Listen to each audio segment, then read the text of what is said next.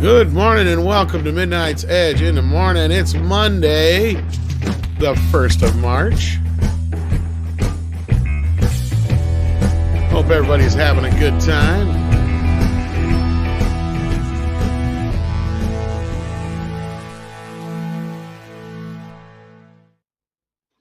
Kicking things off this morning, we've got Andre the Boss Man. How you doing? Greetings, everyone, and I just want to say sorry for being late. This evidently happens. So, Christopher Tock, you can now stop pulling an Amber Heard on the hostages. Yes, please do that. Or please don't do that, I should say. Also joining us, of course, is the voice of Midnight's Edge, Rob. Nothing like a little Moog synthesizer to start your week, is there? Oh, I love Moog. And we also have with us joining Script Doctor, our fifth Beatle.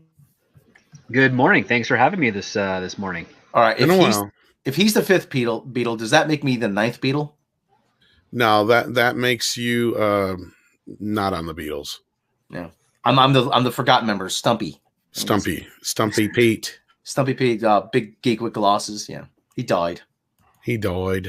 And we may have some other guests joining us shortly, but for now, we're going to get started with us. We're going to say hello to all these wonderful people in the chat. We've got our very own Lorena Creole in the chat. How you doing? We got Pinhead joining us this morning. How you doing? We got all kinds of regulars like Mad Vibe and Alpha J and Marks47. We've got our lovely Wrench and Natasha sharing all the links and stuff in the chats there, so be sure you check out Script Doctor's channel. Have you been doing anything lately? You've been so busy. No, I haven't done anything, but my subscribers are going up and my views are going up, so people are liking the stuff I've already completed, which is great because you can watch it at any time because it's not dated stuff. We got Wesley Snipes, yeah. I like that. That's a good one. Duma Studios, RSO Media. We got our regular Canadian Spider-Man, your friendly neighborhood Canadian Spider-Man, eh? And we got Valiant Renegade as well in the chat.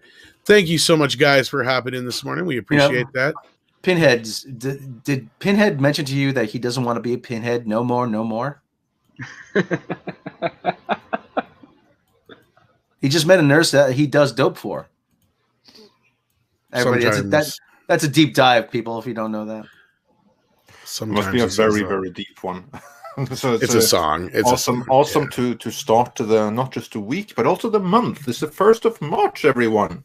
That's what I said. So we are getting through like a year of madness, aren't we? We are somehow still here. Sounds like a movie, Year of Madness. Or book I feel like March is like you've officially broke the year in.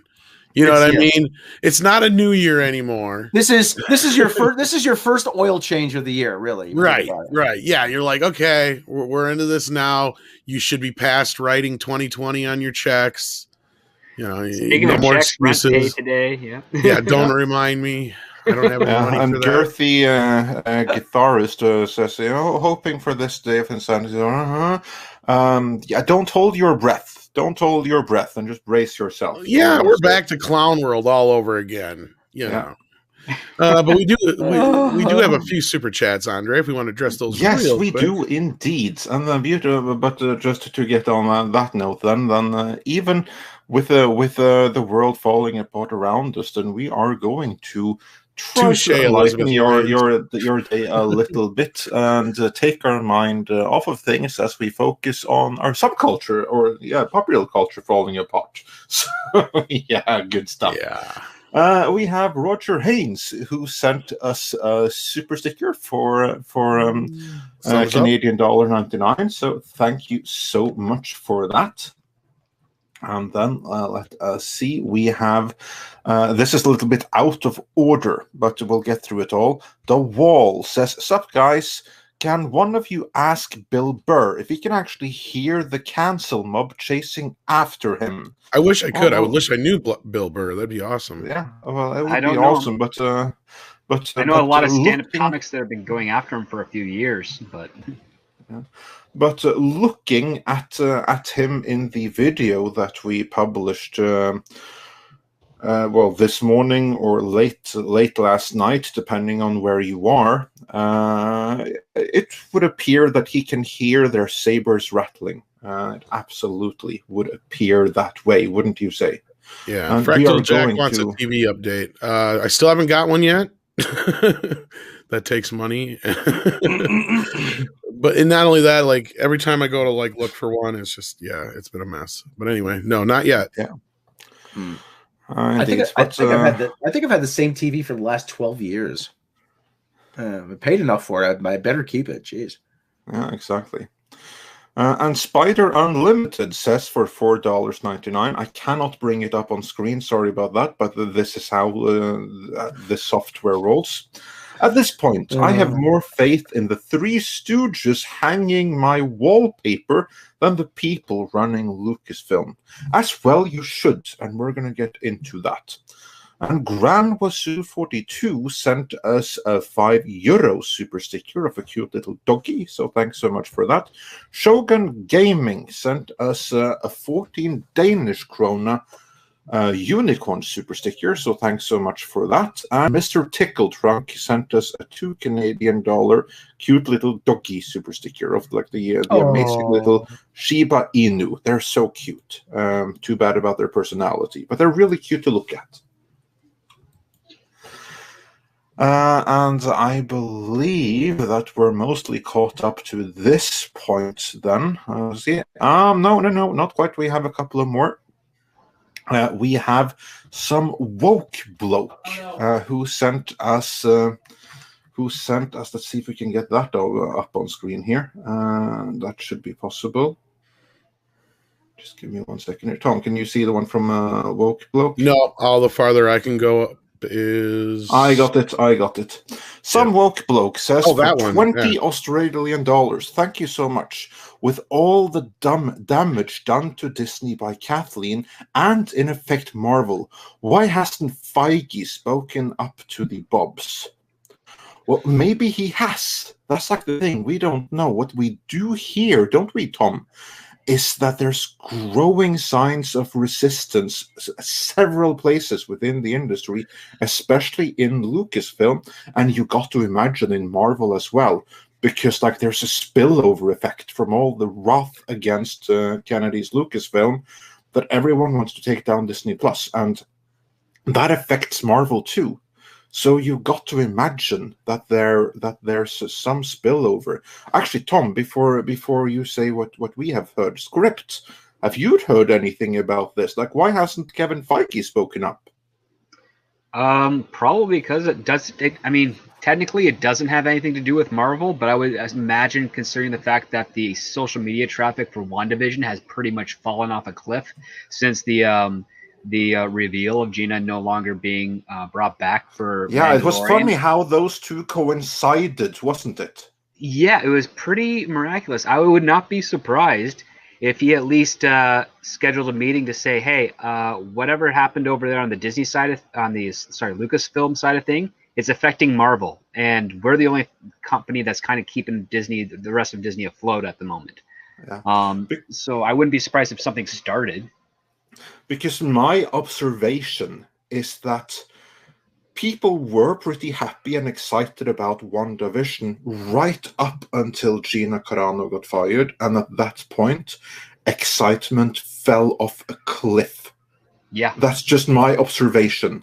And it didn't come from WandaVision. WandaVision didn't do anything wrong. It's just that at that point, something external happened, and people threw their hands up in the air and decided no more. Well, I think a big part of it was most people weren't that interested to begin with. I think a lot of people that were watching WandaVision only watched it because they happened to have Disney Plus. And you also got to remember, a lot of people still were hanging on to it. And this was Disney's reason for releasing it the way they did. They still probably had it from leftover from Mandalorian if they weren't somebody who was, subscribed all the time as well. So again, I have zero fucks to give about the show. Even though I left on that big old cliffhanger was the last thing I saw. I've heard enough since then that I'm just like, I really don't care. I don't feel like I'm missing anything. I mean, I'm sure I'll catch up with it eventually at some point, but I've heard enough now. I've seen that wretched fucking song. If I would have been in the show and that came into it, I bet you I would have fallen out by now.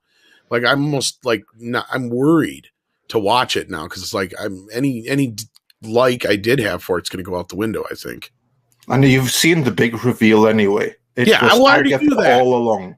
And I knew, and spoilers, close your ears for 2 seconds. I already know that Mephisto's coming too, so I knew that from the toys. So there's really nothing left for me to give a shit about. And I kind of have a feeling where it's going to end. You know, I mean, yeah. It was the Gina thing, and I don't want to support a company that's going to allow that kind of shit to go on. I mean, it was one thing when the mob would go after people and Disney would just ignore them for the most part. But when it comes to Kevin Feige, to get it back to the super chat here, honestly, he's probably one of the reasons Chris Pratt still has a job. Because the way Disney seems to react to these things, I got to imagine that's been on the docket. And haven't Disney also recently hired this new social media or whatever person? I think. Yeah, not just social media person, but all the committee to go through them and how horrible they are and to censor everything about them, like some story commission or some other truth commission, one thing or another, and Pirates of the Caribbean, not Pirates of the Caribbean, but Pirates and Princesses did an expose. I haven't paid too much attention to it yet, but apparently, that's the one I watched last night. I think I sent you. Every single person on that panel are politically somewhere to the left of Chairman Mao. So good going there. Yeah, and did we get this one here? No. Al Manuel 0311 says Bill Burr can't be racist. He's married to Nia Long. They don't care. They don't care. And on top of that, the who is that host of the Star Wars High Republic show that's married to a white guy that made all those tweets about white people? Oh, was it Christina Ariel? Yeah, Christina Ariel. She's married to a white man, but she's still got some questionable perspectives. But here's the thing, though. Actually, Bill Burr, now this day and age, him being married to Nia Long doesn't shield him for anything, because you have many people right now that basically want segregation back again. And what they say is that any white man that marries marries a more diverse woman, let's say, then according to the narrative, he does it only because he's fetishizing that woman. So that's now the new point of attack. So that doesn't shield him of anything. On the contrary, it's a new point of attack. Yep.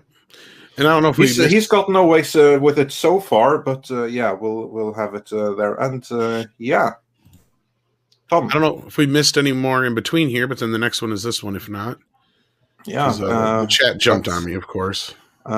Plunk, it looks like, says love the work you do. Oh, well, thank you. Thank you. We'll be getting into the into everything before long. We're just going to get caught up with a couple of more of these super chats, and then we'll take a deep dive into all of these topics.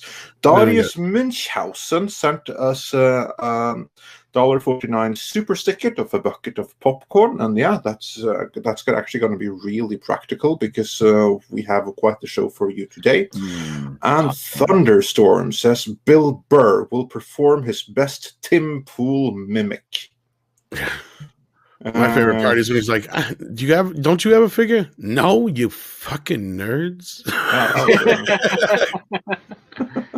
Let me put on my. He wishes. He won't say it, but he. Yeah, you can tell in his face. And somebody wrote it in the comments too. He's like, "Oh, come on!" The look on Bill's face when they remind him that he doesn't have a Star Wars figure. Yeah. Do you know why he doesn't have a figure yet? He doesn't have a costume yet. That's why. Oh yeah. But we'll take a deep dive into Bill Burr momentarily. Before then, Piston Bullet sent us a $5 super chat, so thank you for that. There was no comment, so either there never was one or it got removed in either event. Thank you for the support. Alpha J30 says for $5, this just in. Twitter is now trying to cancel Dr. Seuss over what they claim are racial insensitive depictions in his books. They're fucking furry people. Yes, I saw this morning. I was going to bring it up. They're fucking furry people. They're who's and what's its. They're not even people. Yeah. There's no human that I know of in any of the Dr. Seuss books. There's who's and what's its and whatchamacallits and cats and hats and Grinches. They're Hortons. Yeah, they're not even elephants. Oh, for Lord's sake. I think the only one he ever had maybe a human in would have probably been the Giving Tree, maybe. Or he didn't even write that one. I'm thinking. No, he did not write the Giving Tree. That's someone else. That's Jesus Christ. Oh, I can't remember it. It's been since it's Shel Silverstein, ain't it? Sounds familiar. Could be. Again, I haven't read it in 20 years. So I'm not even sure if he's ever had any humans in any of his stories, has he? Oh. Except for, what about the kids in Cat in the Hat? Are they humans or are they like who's? I can't remember. I don't think they're human, but I think they're not who. They're not who-like. They're who-like, yeah. They're probably the what's-its or whatever. Who knows? When it comes to fucking Dr. Seuss, I don't even know. I think that Stacking the Turtle one is the only one that's got a direct allegory to like too much power and all that stuff. Well, are they doing this because of that, or are they doing it because of the whole like the whole deal with green eggs and ham are racist? That's what they're probably thinking. Well, no, like wasn't there a whole bunch of shit a while back that supposedly Dr. Seuss, Theodore Geisel, was racist, but that was just a bunch of horse shit. Yeah, I don't know any legit claims. That's what I'm saying. It's kind of like the whole like Disney's a big racist too. It's like, do you have any like actual proof of that? Because like I'd argue the opposite, but yeah, I wish Gary was here this morning because I think he actually has some ties to the Theodore Geisel family, if I'm not mistaken. He's met him, so because I remember right, that'd be awesome actually to get his take. Because if I remember right, his dad used to work for him. Gary's dad was an accountant, right? Yeah, he was he was his accountant. Yeah. But anyhow, so I'll be interested to hear his take on that for sure. But yeah, that's the latest thing they're trying to cancel. Yeah, that's the best part is when they try to cancel somebody who's already gone. Like they've kind of tried to go after John Wayne how many fucking times now? Yeah, or let alone Lovecraft. And yeah, Lovecraft is another one. Yeah, well, yeah, that's a great example because didn't he denounce all his racism later in life? Because he actually was racist. Did he? I don't believe he did that. But, I thought he did.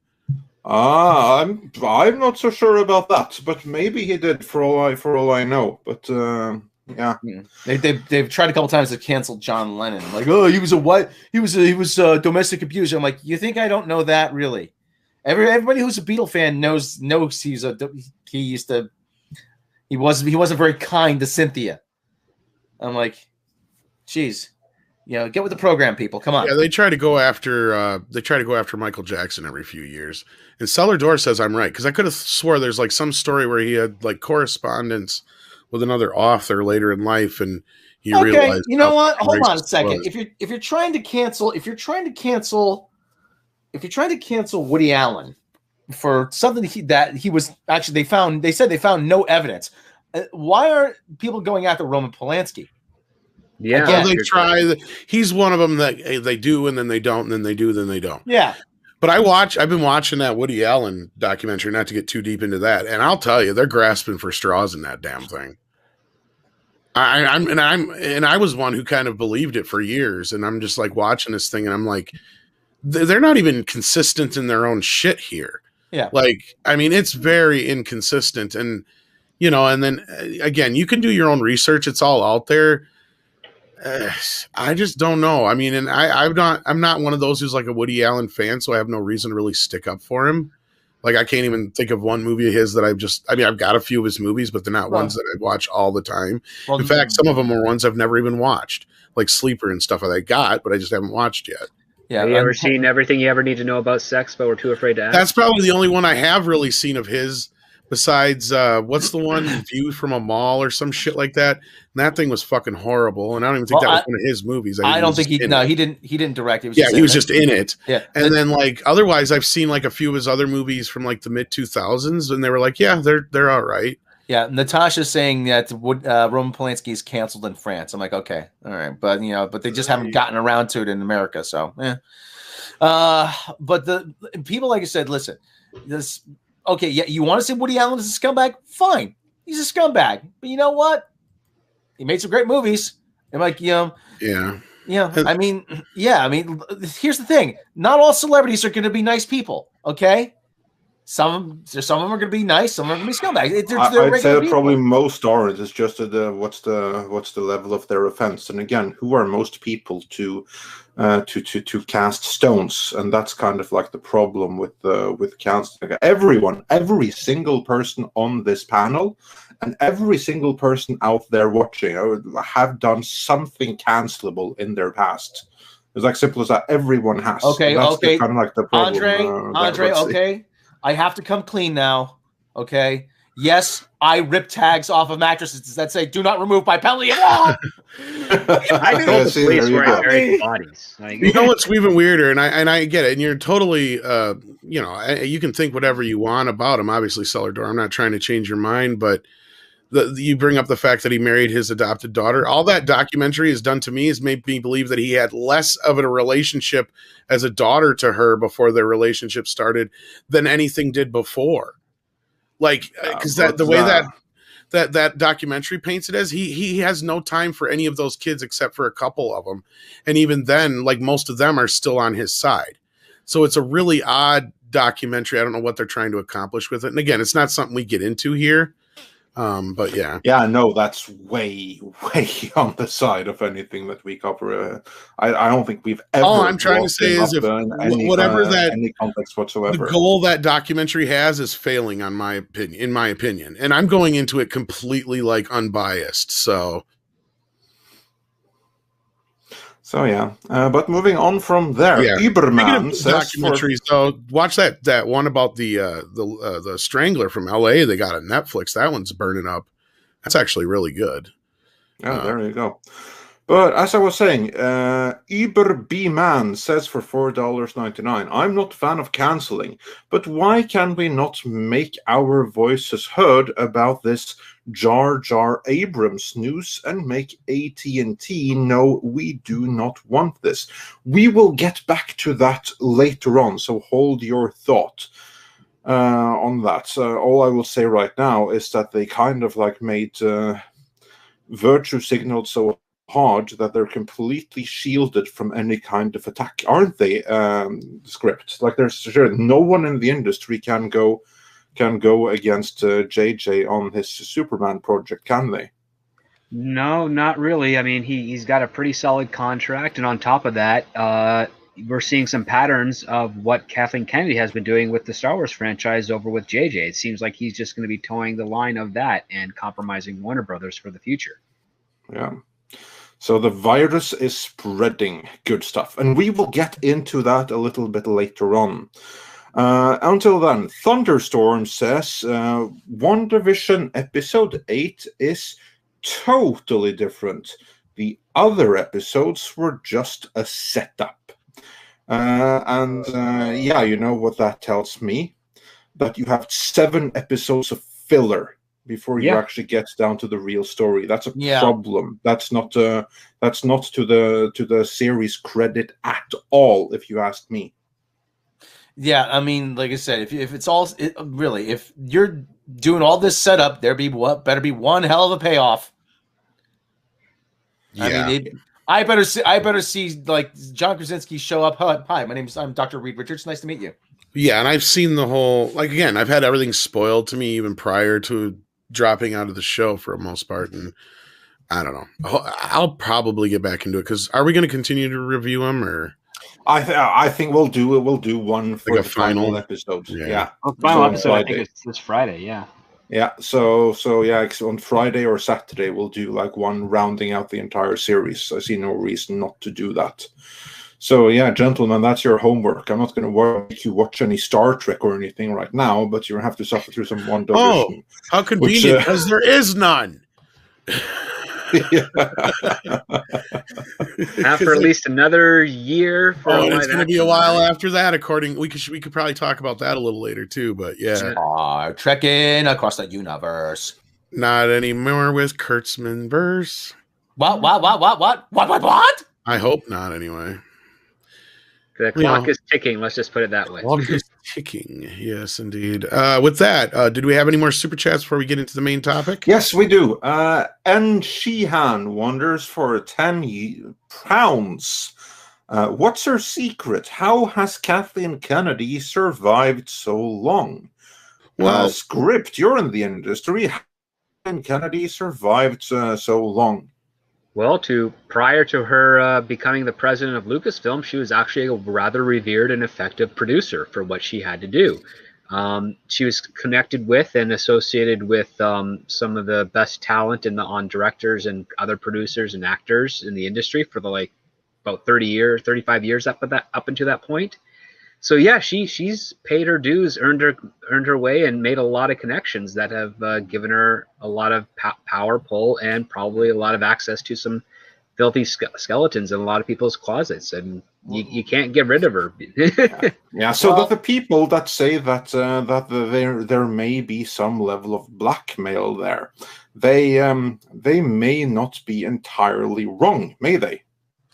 No, everybody's got a story on somebody, and it's in various levels of degrees, like of severity. Some of it means nothing. It's just something that the individual just doesn't want to be addressed.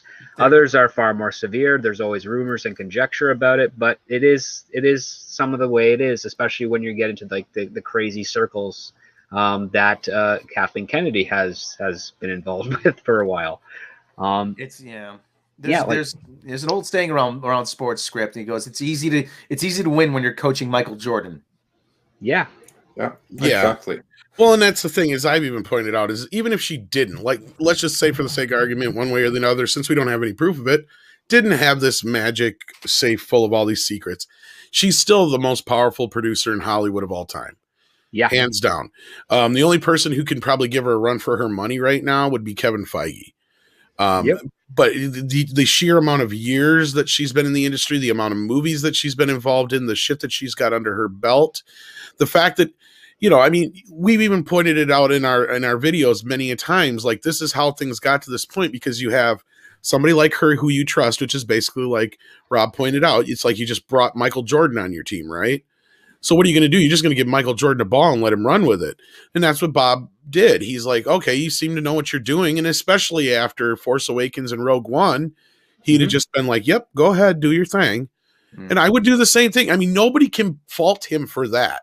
I mean, if anything, that's the one thing you can say and look at it and go, yeah, Bob, I can't fault you for that. If I was in your position and, she had just produced the biggest movie of all time and did a follow-up that was really well received and did well at the box office, she's obviously got this thing, right? Yeah. Mm-hmm. She's got this. I go back to do what I have to do. She's the Phil Jackson of the movie world. Well, and not only that, in Script, you can maybe help elaborate or back me up or however on this. The way these companies work is a lot of times when I say one hand doesn't know what the other's doing, I'm not kidding, because there's several different sections. Lucasfilm is not only just its own department, it's its own company. So like she's the head of that company. Sure, it's a Disney company and they, whatever. It's a Disney owned company technically, yeah. Yeah, but it's like it's kind of like how PepsiCo owns, Taco Bell and Pizza Hut and KFC. They're still all their individual entities under the same umbrella. So like, yeah, the big wigs have some power, but they don't get involved unless there's a real good reason to. And even then, I'm willing to bet they got to go through a lot of hoops to just fire somebody like Kathleen Kennedy. I mean, look at the Moonves situation as an example. I mean, they had every reason in the world to fire that guy, but he still managed to get out of there with how much money and all kinds of other things. I think that he lost his. He did lose some of it, but I still think he gets some of it. I thought he lost the golden parachute, but anything that has his name associated with it prior to his termination still allows him to get residuals and payouts and all those other things. So, hit the wrong button. My bad. No worries.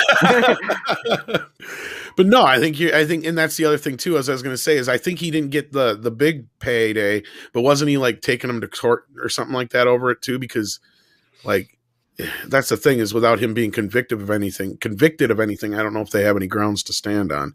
That's the thing. These contracts have so many loopholes, and that's why whenever anybody gets fired or leaves a company, they walk away with so much money, and that's another thing they got to avoid.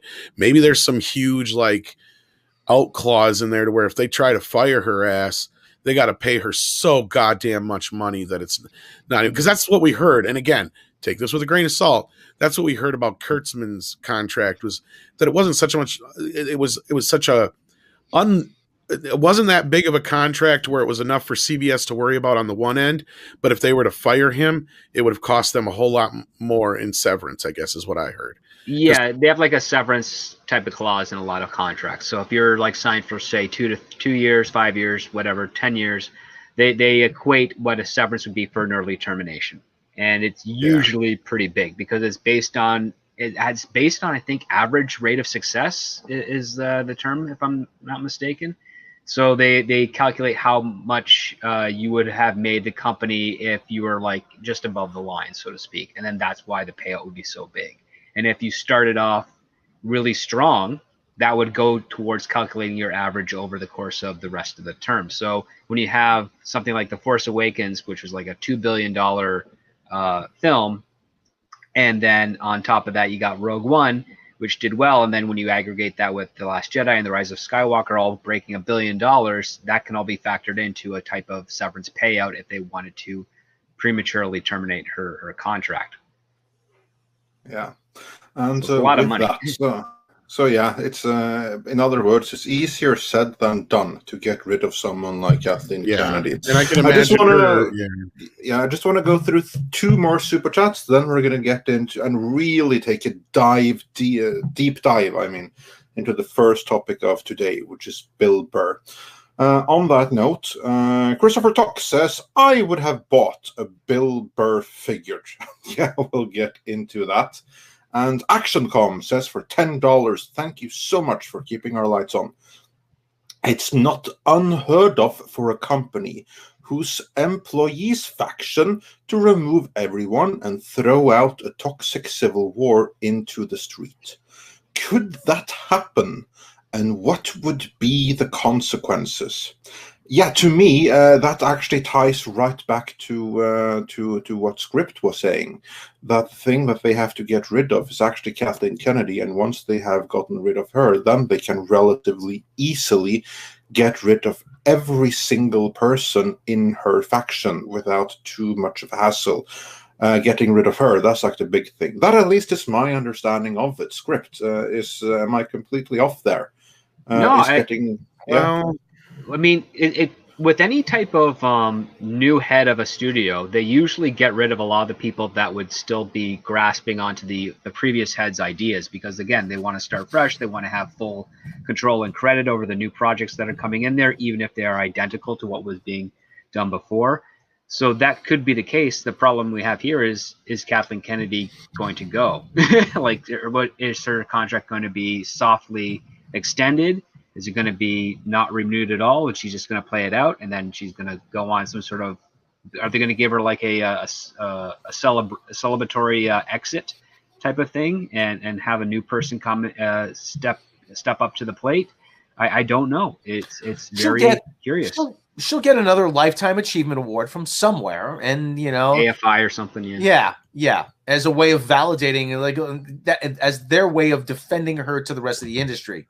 And validating everything she's done. I don't think I don't think the ideals she brings to Lucasfilm are going anywhere because I think they're bigger than her. I think they're beyond her. I think they just play into her ego. Because, I mean, here's the thing.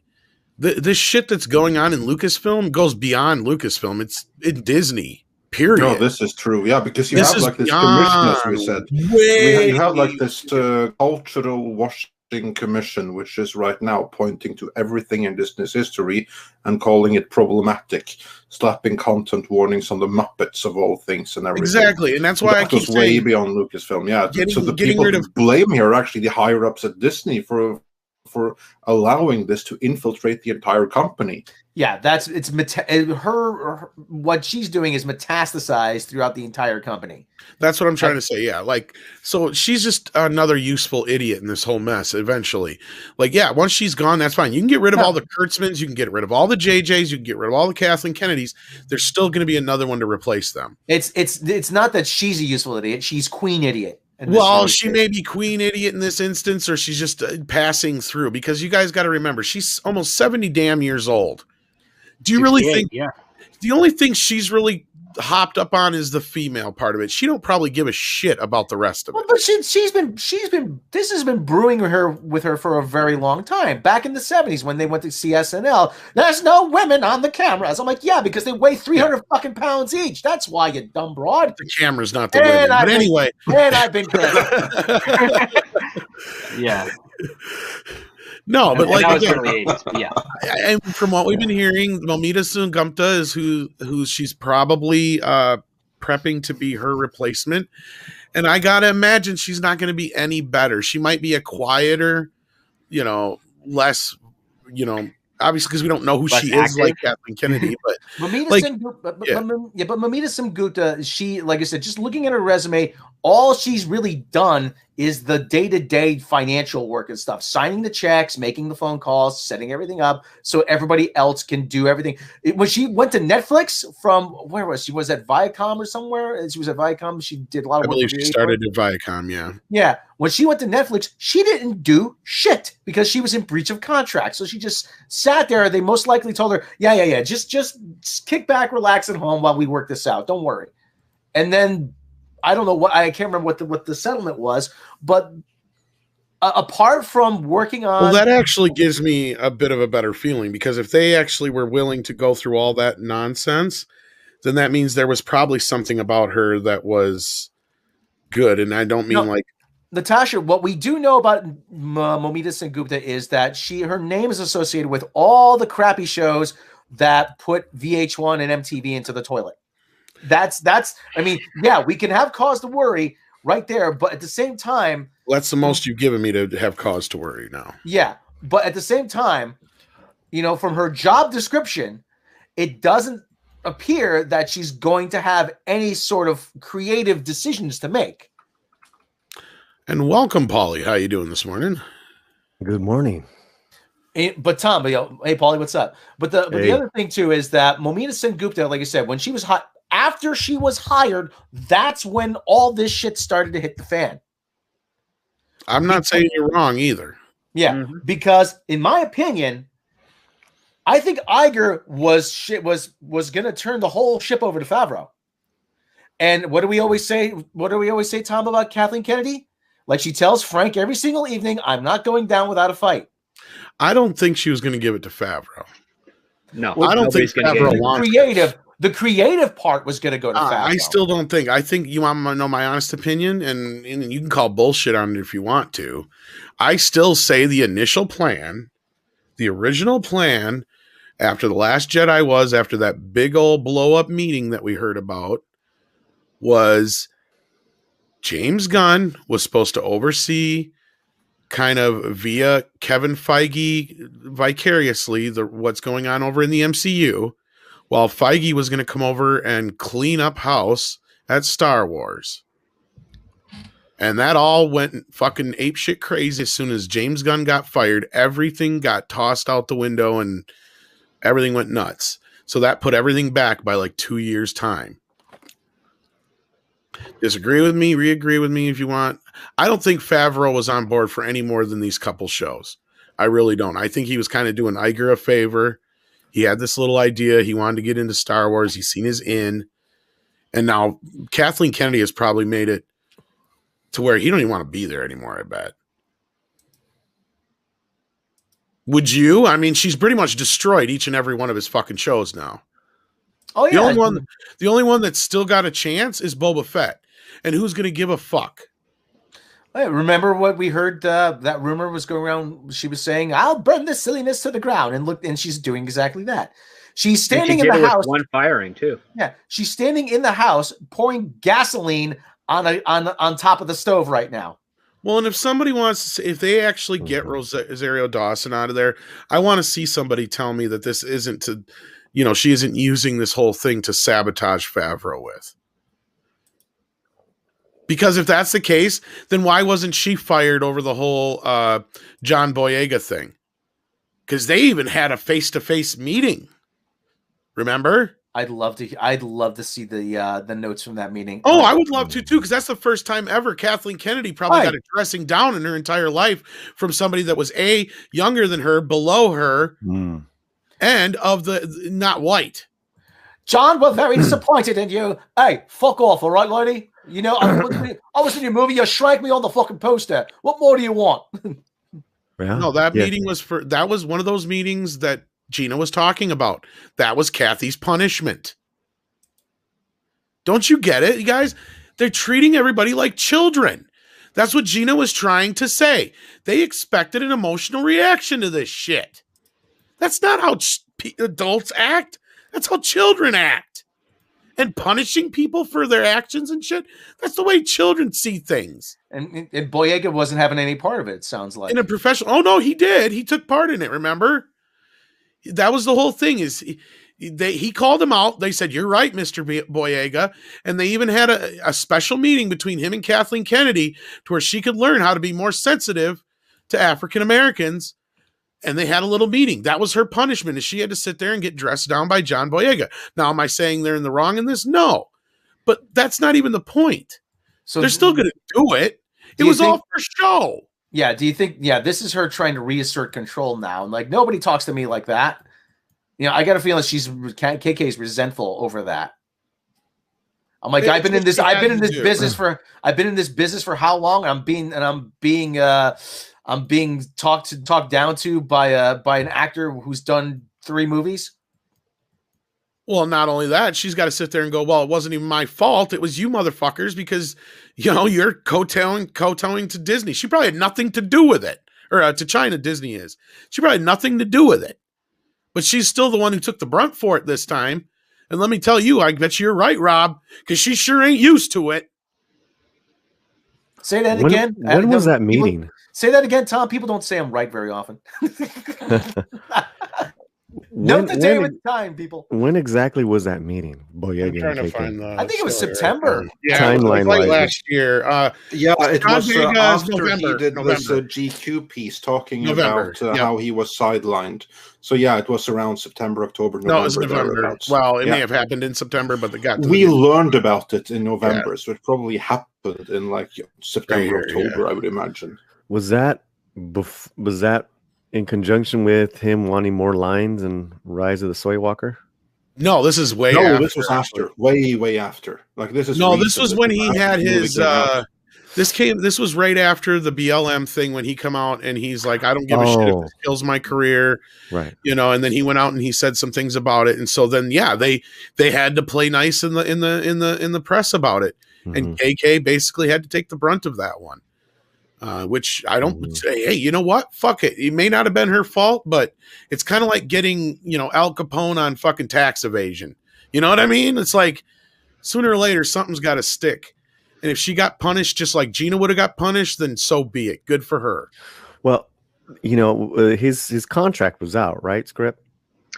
Well, no. Once the obligation for the film is done and his press release is done, if his NDA only limited him to that time, then he could say whatever he wants to afterwards. So, but Gina's in a different boat.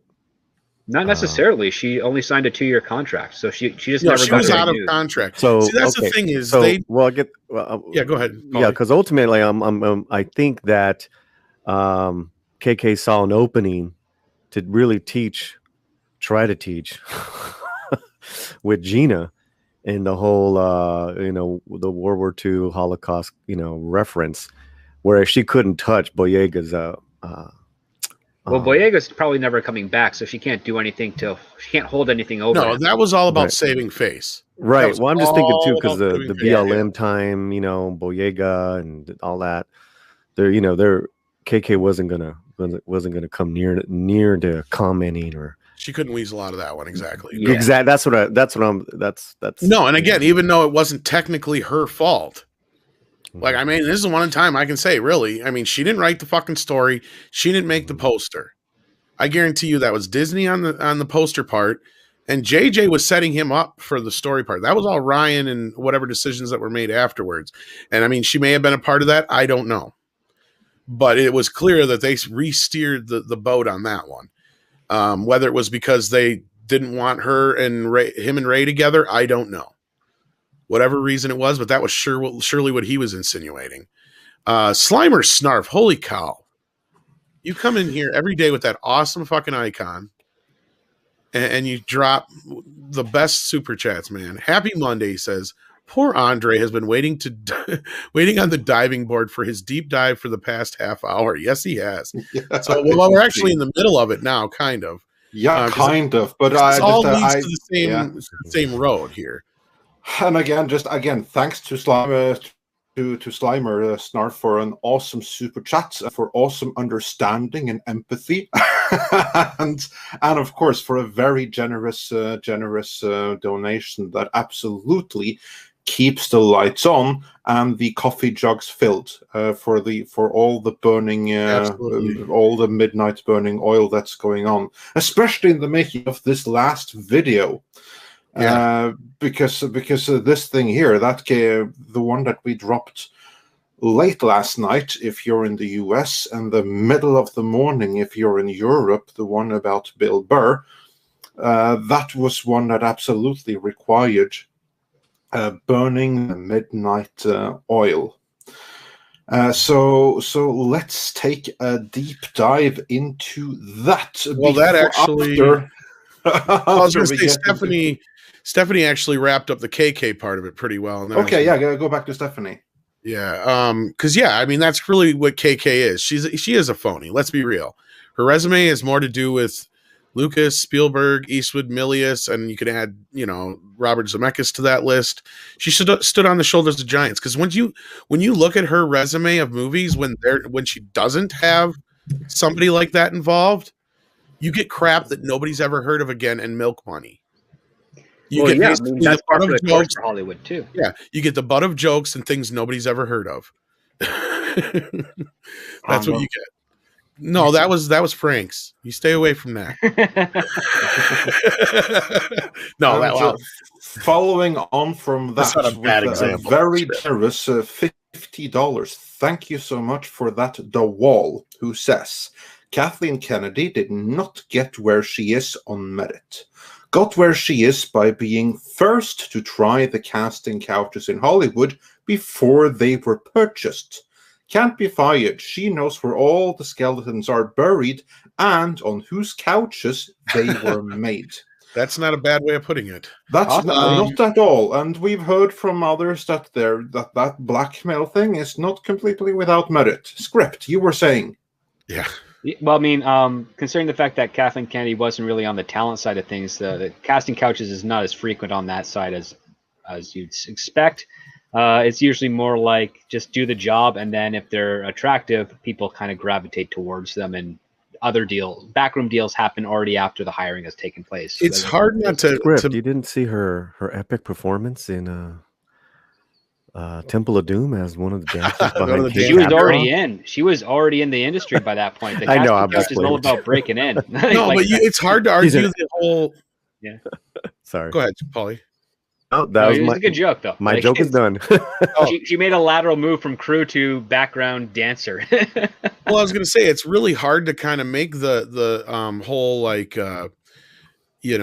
casting couch argument because, I mean, let's face it, she married Frank Miller, or Frank Marshall. Yeah. Frank Miller should be so lucky. Yeah, right. No kidding. And in that, she didn't want Spielberg to know for some reason. And it kind of is marrying into the business because he was the big producer at that time. And again, if you go and you get into like any of their unauthorized biographies or some of the biographies, these guys all were part of like this little clique, however you say it, back in the day. They actually even had a name for them. I can't remember what it was called. It was like the East Coast Mafia or something like that, or West Coast Mafia. I can't remember. Fuck it was. But they had this little name for them and everything. And it had everybody from George Lucas to Francis Ford. Francis Ford Coppola was kind of like the godfather of the group. And I'm not even being punny with that. He literally was. And like, so you had all these kids hanging out, a bunch of hippies basically. And that's how, George met Marcia, and, how half these people met each other. Yep. So they were just kind of like a bunch of friends, wine buddies, basically. And I'm pretty sure the reason Kathleen Kennedy didn't want Spielberg to know that she was in a relationship with Frank is so that she could hold on to her position, because we've heard we've heard that one, but there's also other recordings and other instances where Spielberg says that Kathleen Kennedy was not really the best at what she was doing, and probably her time was up, and the only way she was being kept around is because of her relationship with Frank Marshall.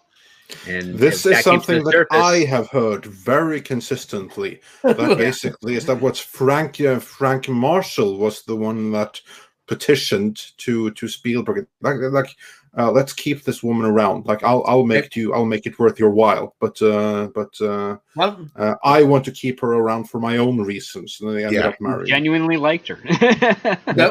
I wonder if Frank, is that true? Boy, was I dummy. Man, let me tell you something. When you ain't had none for a while and you get some and you like think the world's revolved around that, let me tell you. And it ain't. It ain't. When you have more options, oh shit. What did I do in my life? You made Congo, that's what. Oh yeah, I did make that was pretty kick ass. Frank Marshall, folks, making a quick cameo. All right, speaking of, let's get into this.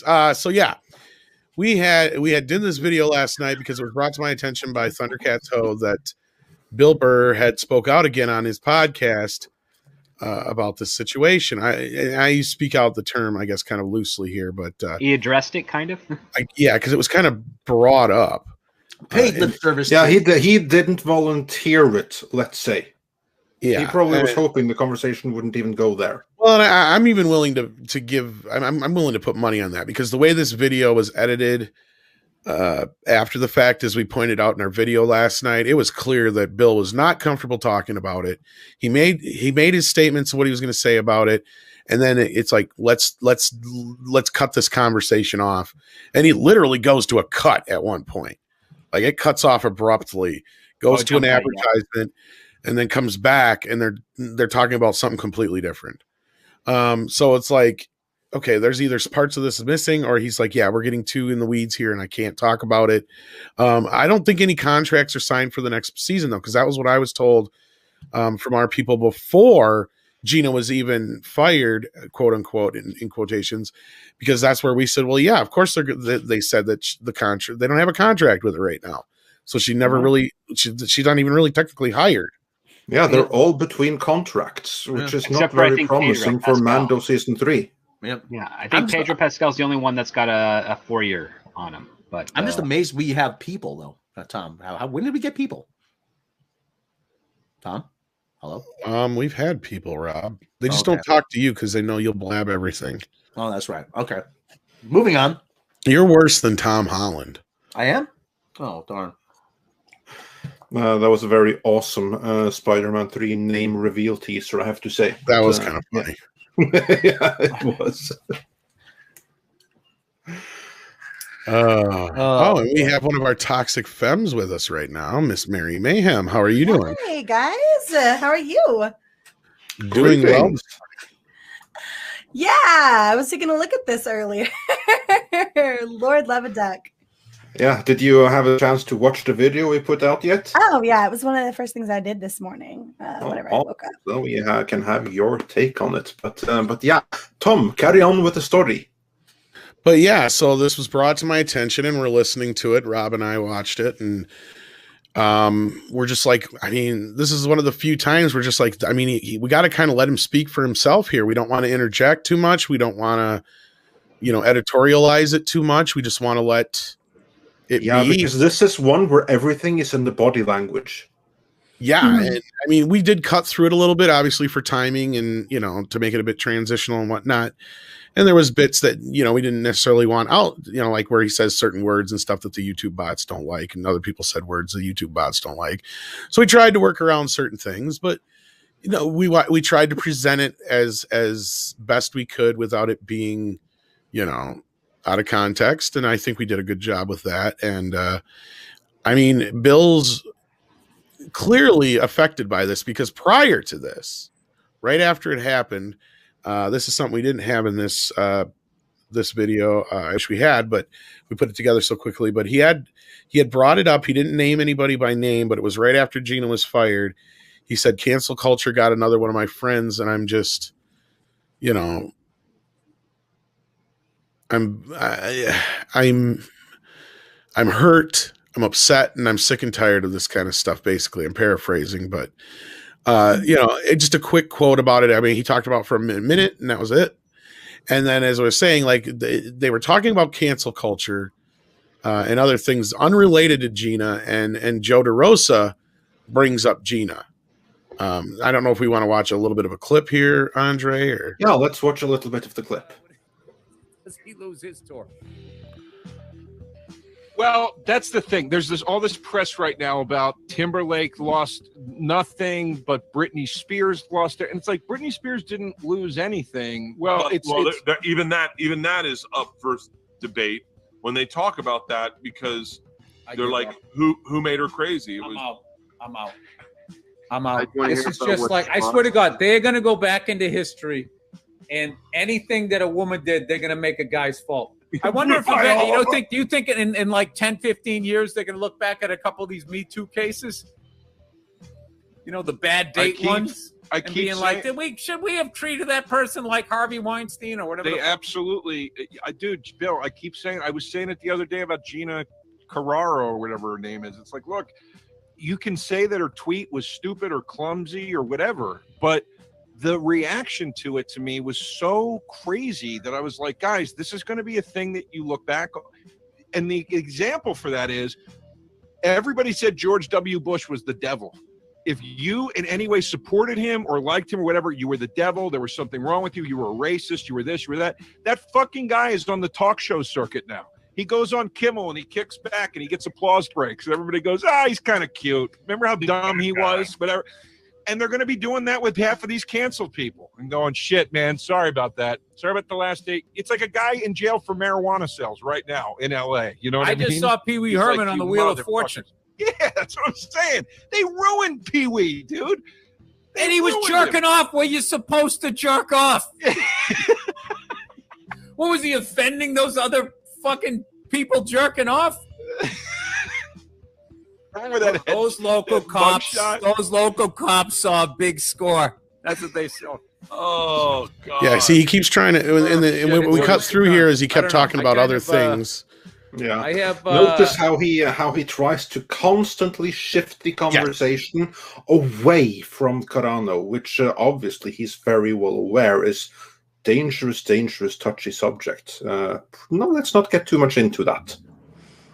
Yeah, the tiptoeing and sort of you can literally read, I feel like I'm skating on thin ice right now, of his posturing and his body language. He just wants out of this conversation as fast as possible. And we actually cut through it, and that's what I was, you know, I mean, and that's part of the reason I left some of this stuff in there, is to show, you know, he doesn't want to talk. I mean, he does, it bothers him, but he's trying to jump onto other things. He jumps to the Pee Wee thing, he jumps to other things, and yeah, like Ojiro Star, he's kind of deflecting. I wouldn't specifically call it direct deflecting, I guess is a bad word because it's almost oxymoronic, but like he is in a way. It's like I'm just kind of going off of what I see here, but that's what I'm getting from it, is he's like totally like, yeah, I can't talk about this. Like just the look on his face when he said Gina Carano's name. And the funny thing is that he wasn't like this in the rest of the podcast, because Tom, as you say, we only show highlights here, which are masterfully edited by Tom. But if we had put even more, you would have seen he wasn't like this on the other topics. He didn't display this level of discomfort. They didn't hit so close to home. Yeah, see, that's the crazy thing about Bill Burr, though, is Bill Burr is he's not a shy away from the hard topics kind of guy, right? Like Bill Burr's a hard-hitting, opinionated, just hilarious kind of guy who has no problem getting into the uncomfortable areas and getting into it, right? I've never seen him shy away. I've never seen his body language read so concerned before. And this was actually really interesting to watch, because I'm not like a super hardcore fan of Bill Burr, but you could call me a fan of Bill Burr. I've seen a lot of his stand-up specials. I've seen him. I just love his work. I think he's a generally hilarious guy, and he's also a ballsy kind of guy. And to see him just 180 in terms of his physical demeanor during this conversation was bizarre. It was absolutely bizarre to watch. And I think he was a bomb in the racial draft. And I think the other thing that needs to be pointed out here is his guest and co-host. Well, obviously his co-host doesn't watch the fucking show because he knows one he's episode on he was Star in Wars. on the second season. Yeah, he knows he's in the Star Wars, but he's completely oblivious to the fact that Gina Carano is on the exact same show that he's on. And the moment when certain things kind of come together in the interview are just kind of funny, so you can kind of tell why Burr's kind of on the spot here, because he knows. First of all, he doesn't want to embarrass himself by saying, look, guys, I'm on the fucking show, they should know this already. And just kind of the way they kind of play it out here is kind of funny, but you can still see it in Burr's reactions to everything. So let's go a little bit more forward, unless anybody else has anything to add for now. No? All right. No. Unless you did some truly horrible shit. I mean, if you hurt someone, I don't have time for you. But if we're talking about words, like even bad words, I'm like, come on, man. I mean, no, I wouldn't say that. No, if you're just saying overtly racist shit, yeah. If you make like a bad comparison, if you come off like Joe trying to find where Atlanta is compared to New York, trying to change the subject again. That's not like, homophobic. That's just ignorant. What did Carano say? At the same time, trying to defend her. Yeah, because that's where I think he was talking about with, saying a bad comparison. He's clearly talking about her. Oh yeah, absolutely. She goes in 1940s Germany. I'm paraphrasing, but she said in 1940s Which is always Germany, a good thing to do on something like this, Joe. By all means, let's hear your take on the tweet. And I think when he said that, I think he's. And you can tell just by and again, I'm just assuming this stuff going by what I'm seeing. So guys, I'm not trying to feed into this or anything. I hope you all have seen the video ahead of this and made your own, decisions on this. But I feel like when he says that, that's something that, like when I say, even when I'm joking, because I have kind of a similar humor to Bill Burr, like there's some truth behind it though. Like, he's like, yeah, I've seen all these people interpret this fucking tweet in so many fucking lovely ways. Let's hear your fucking interpretation of this. Because I've heard 1,000,001 interpretations that are wrong. That's the kind of attitude I hear behind Bill Burr's voice there in that joke. Because that's kind of how I joke. I mean, do you guys get that out of it, or is that just me? Well, it's a little bit of you, and it's also a little bit to the fact that he's like saying the thing that everybody should be saying is, yes, let's paraphrase, or let's only use a casual recall of what was actually happened, as opposed to looking directly at what those words or what that context was. Like, he's saying, don't make the effort. That's his sarcasm right there. It's like, yeah, don't make the effort to actually be accurate here. Just say what you felt at the time. And he's making fun of that. And that's actually a very appropriate way to address a casually interpretation of something that, affected another person's life severely. Yeah. Mm-hmm. Nobody else? All right. And not to incur the wrath of the YouTube gods, we will jump ahead to Bill Burr's response. It's then that Burr's demeanor goes from jovial to serious and almost dour, and his entire body language changes. what you're saying, Joe, is she should have compared it to slavery, and it would have been better. Look at how uncomfortable he's like, trying not to laugh. He can't believe he's in this position. That's what he is. Whatever. Exactly. Exactly. Place that we're in, where there's no room for discussion about anything, and even because there's too many channels, Joe. Too many channels, wild. And then you got to like do sensational shit. I don't know what the fuck it is. I mean, I'm on that fucking show. Now I got to watch what the fuck I say. Yeah, I know. Yeah, he literally spits it out there. Yeah, those are the magic words. And that's because he knows. He knows. Look at how he moves back when he says people are out to get him. That's I'm reading a lot of this. I'm putting my couple of years of psychology into this, and I'm reading into this. Look at his body language. He pulls back all the time when he talks about certain things like this. And just when he's talking about channels, when he's talking about too many channels, I don't think he's talking about like YouTube channels. He's talking about like different channels you have to go through to deal with 900. The 900. Well, I thought he was talking about the 900 television channels. No, I didn't think he meant that. No, I think he meant the channels you have to deal with in Hollywood, but I could be wrong. That was my interpretation of that. But that's not even that important to the conversation. Like, again, the big thing is like he just said here, I got to even watch what the fuck I say, because I know I'm being watched. Yeah, and I do tend to agree with the notion that he probably knows he's on the chopping block, just like everybody in the Favreau camp does now, right? Because of all of the nonsense that's going down in the Kennedy camp. But they're, what was it? What did you guys use it? The term "useful idiots" yes. On Twitter it's such a great term to use. Like, these people have no idea how essentially just puppeted they're being right now. They're being puppeted to accomplish the tasks of, I suppose, like-minded fools at the top of Lucasfilm. I mean, if that's the case, then why didn't they just say before their own podcast, don't bring it up? I don't think he expected it to get there. Yeah. Because I did, I had to edit a lot out. Like, this conversation spans over almost like 10 minutes. And what happens is they start in a place that has nothing to do with this. And the other guy brings it there. And that's where you can tell, like, Bill keeps trying to deflect it to other things. He starts talking about Pee-wee. He talks about George Bush. He talks about anything but Gina Carano. This was a live podcast? No, it wasn't actually. So that's the thing is, so he left in what he felt was okay. And then when we get to a point here, it cuts off. He like literally chops it off. Yeah.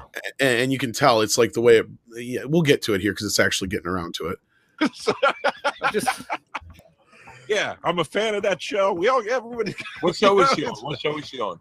The Mandalorian. The Star Wars, yeah. I did not know that. That's had no idea. Cancel culture is. They canceled her action figure. It's like, let the action figure come out. I don't understand. Did she ever pony up to you, Bill? I'm like, Bill, I got a few ideas I think that you'll like. No, she was an absolute sweetheart. Yeah. Super nice fucking person, and whatever. And somehow someone will take this video and they'll fucking make me say something else. And he had to cover his ass right here. Get rid of my bald action figure. The notion that he had to cover his ass. No. Right there. No, you fucking nerds. Oh, if you get one, dude, I'm buying it. But that's exactly what Lucasfilm didn't want to hear. She was an absolute sweetheart. Exactly. They don't want to hear that. Well, and you were saying something, Mary.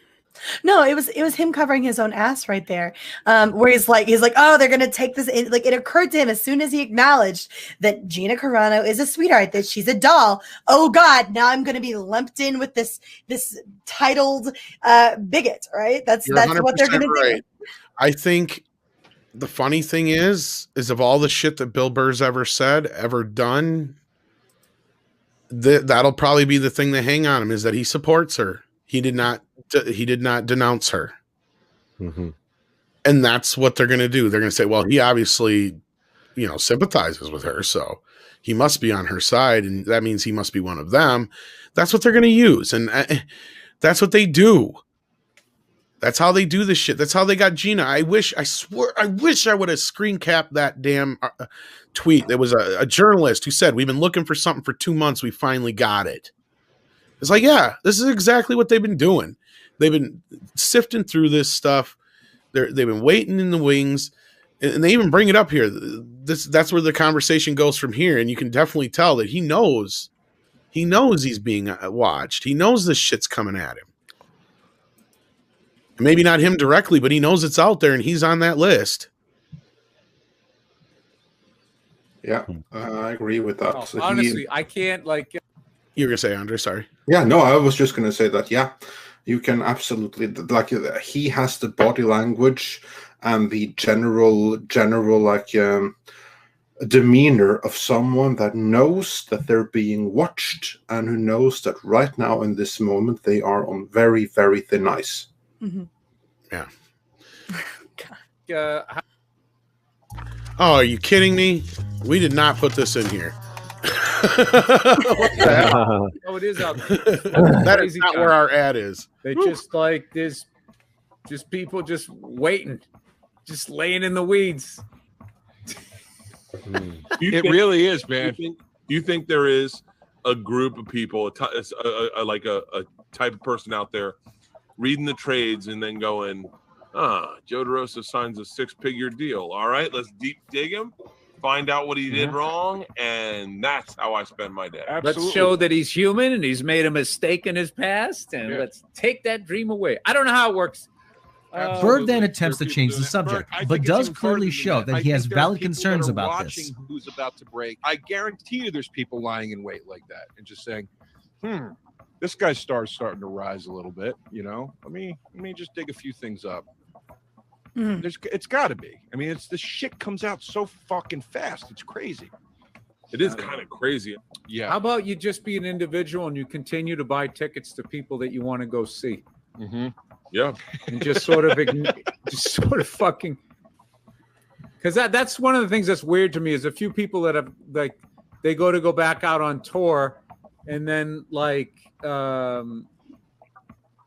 you know, they're gonna sell out and people want to go see him, and then the people who don't want to see him don't even want to let the people that still want to see him or her see him. Then it just becomes like, I'm sitting there. I could say. My thing about that is how do you hold up you judging somebody that harshly about, because I'm not talking about like the hardcore shit. I'm just talking about, because now it's becoming like, hey, you made an ignorant comparison. There goes your dream, right? Right. I'm like, I look at that. It's like, who the fuck stands up to that? That's a great quote right there, because that to me tells us where Burr's at. How can you stand up to something like that? And Rob, you always bring up the quote, well, when did you stop beating your wife?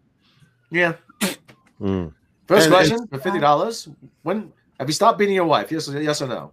Yeah. See, that you're kind of stuck in this position. You can't defend yourself. And welcome, Andy. Welcome to the podcast. Hey, I got so excited to talk about this one. Oh, I'm assuming you're up to speed at least to this point. I just posted it because I posted a video. I was going to try and cover this too. But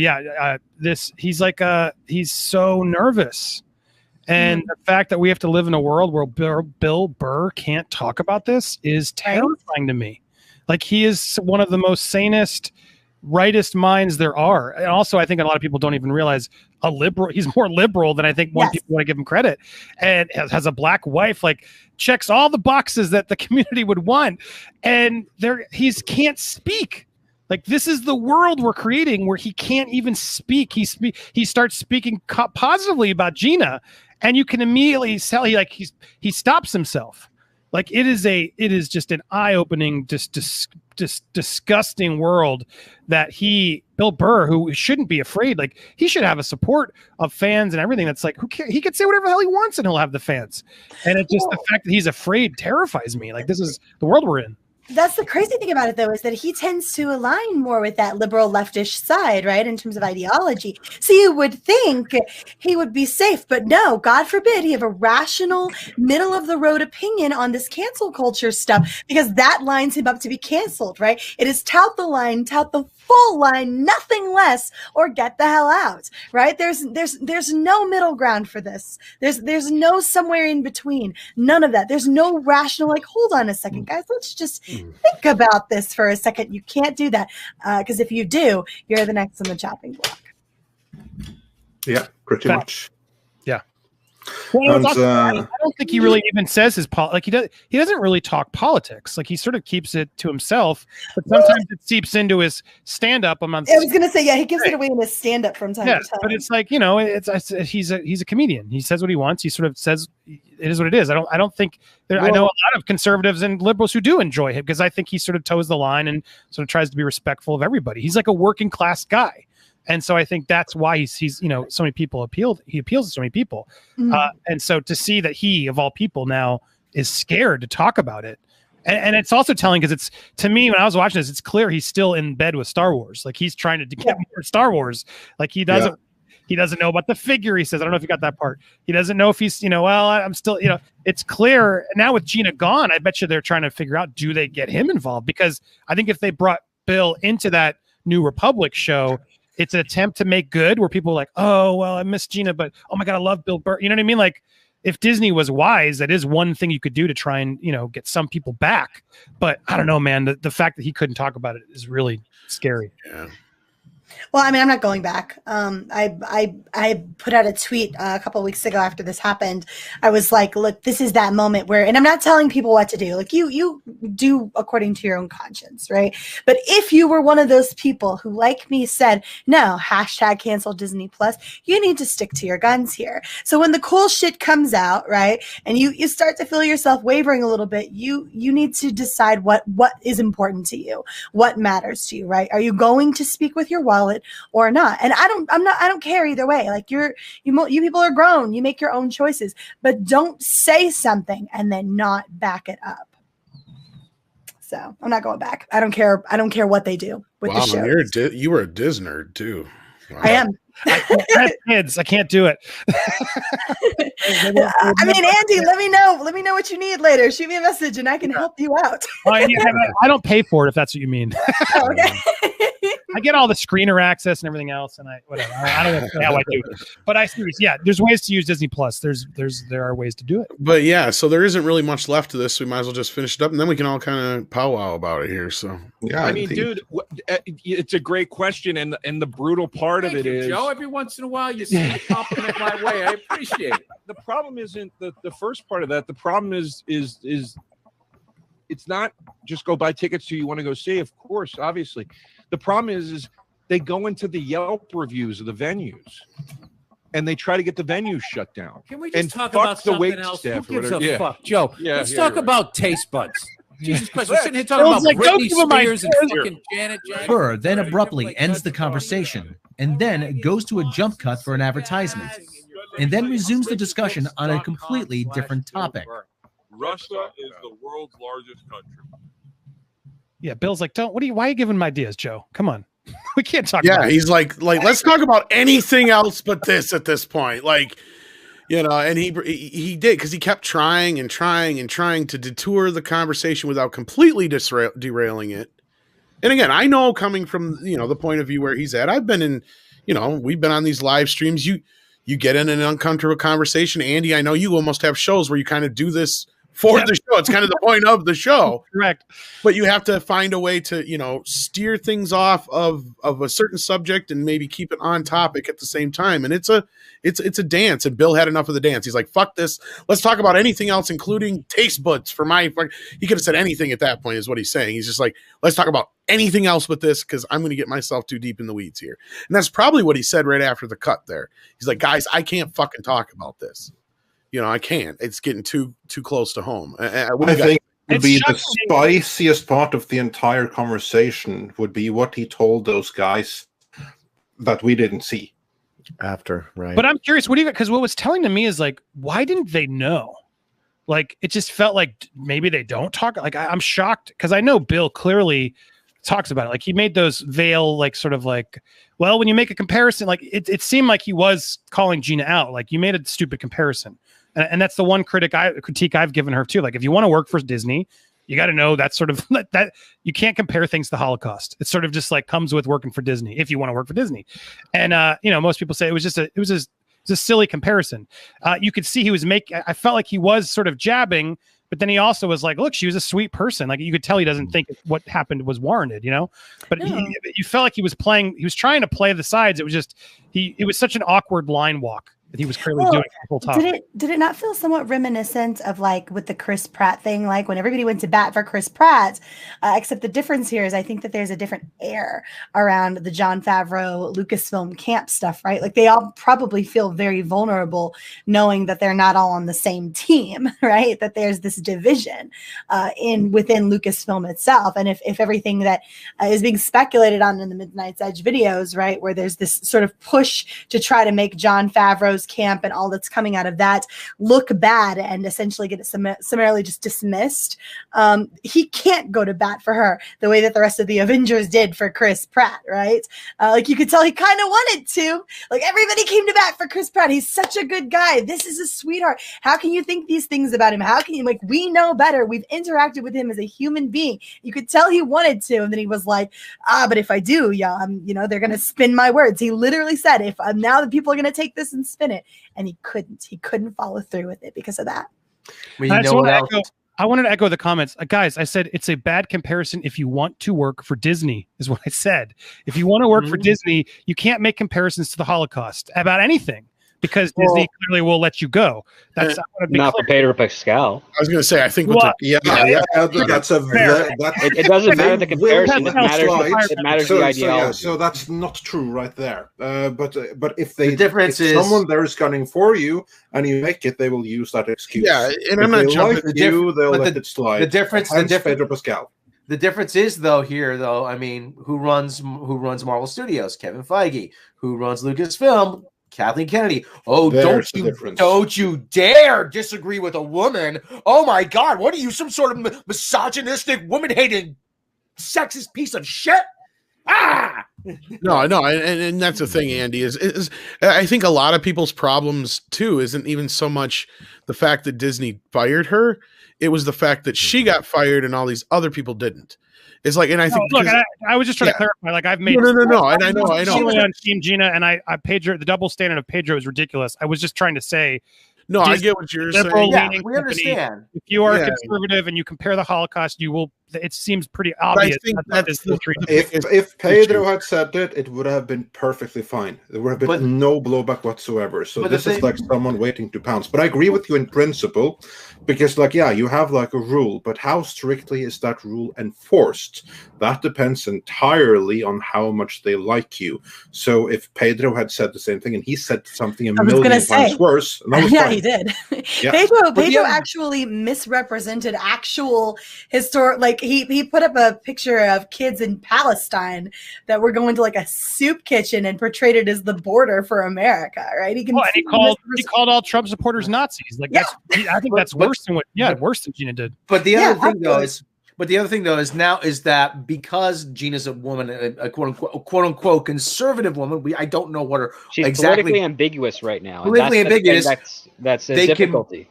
Kathleen Kennedy can brand her a traitor to the cause. That's the thing.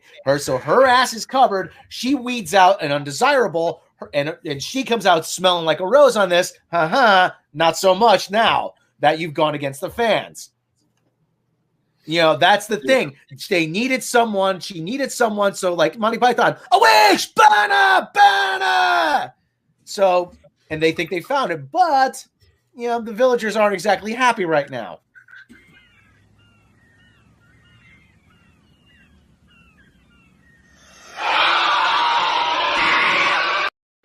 God, that's fucking creepy. Engage the Karen drive. Great movie.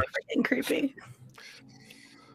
But no, it really boils down to. Did you get that? Did you think Bill was trying to call out her comparison? Is why I brought that up? No, he's probably just using the talking points in order to get off the topic. Like he's uncomfortable, but he's don't play into this hyperbole that he's petrified or completely off his kilter. He knows how to do this. He's a stand-up comic. He gets heckled constantly. He knows how to turn the room to his direction, and he's doing it with two other comics. And he's having a little bit of difficulty because they all know the same tactics. Some of them want to talk on this one subject because they have a point. Others don't, specifically Bill Burr, because, number one, he doesn't care. He cares about the people he works with. He doesn't really care much about the show. He only cares about the repercussions that happen of that. And his body language, he's adjusting himself in his seat like any normal person would. But he does, it's his facial expressions that are more telling. He's disinterested in that topic. He doesn't want to talk about it. That to me showed he was terrified about the topic because he doesn't want to. That's your conjecture. That's your conjecture, yeah. I as much as he may not care about the Mandalorian, and he's made no bones about that. He's not a Star Wars nerd. He thinks they're geeks. He thinks they're nerds. He thinks they're weird. He's been in 2 episodes, yeah.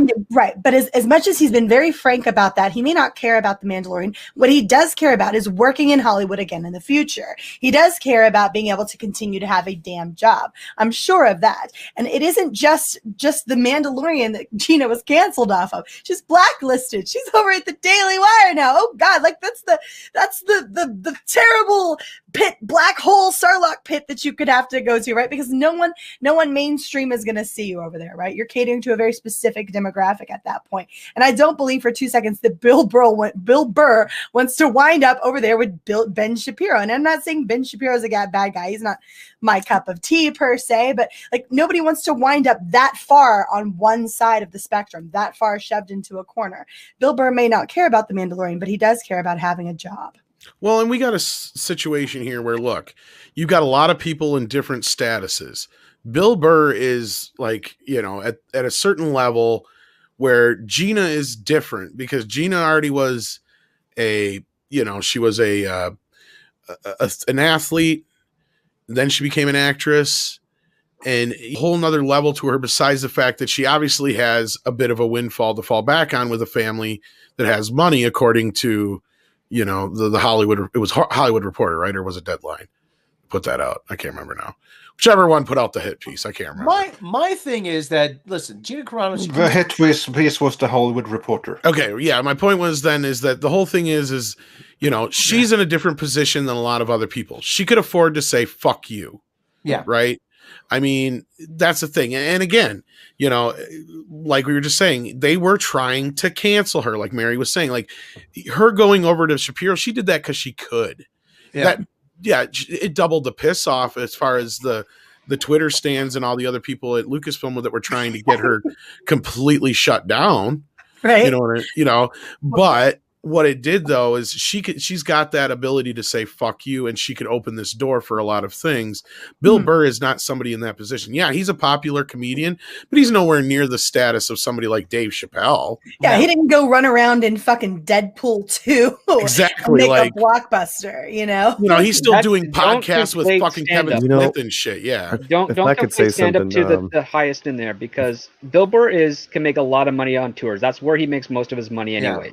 He doesn't need the film side of things. He likes the film side of things. But he likes the film you can side. tell when that last part he's talking, he's like, people will try and get the venue shut down and all that shit. He knows They've this been is doing going to that affect for 8 him. years. Exactly. He knows this could affect him beyond Star Wars, and that's what he's worried about. And you were going to say something, Paulie. I'm sorry. Well, that's what I was going to speak on. If you remember yesterday, we interviewed this playwright, and he talked about writing for TV as opposed to writing for theater. One is the money's great, you're going after the money. The other one is you almost got to pay to do your art. And it's just, where are these? That's really where it's at. Is where are these entertainers at in their career? Like what Mary said, is he going to want it? Does he want to tour forever? That's a grueling life. Mm-hmm. That's a grueling life. And if he got a little lick, a little taste of that Disney money, boy, he only did 2 episodes, like you said, Script. Man, that money's gravy. That money's like $50K, man. Like, that money is not a lot of money. Everyone keeps trying to say, "Oh, the Disney money was crap." Compared to the gruel and grind of a tour, that's all I'm saying, Andy. You make way more money on a tour. Way more money. The pay to direct consumers that can support him, but less work. But less work.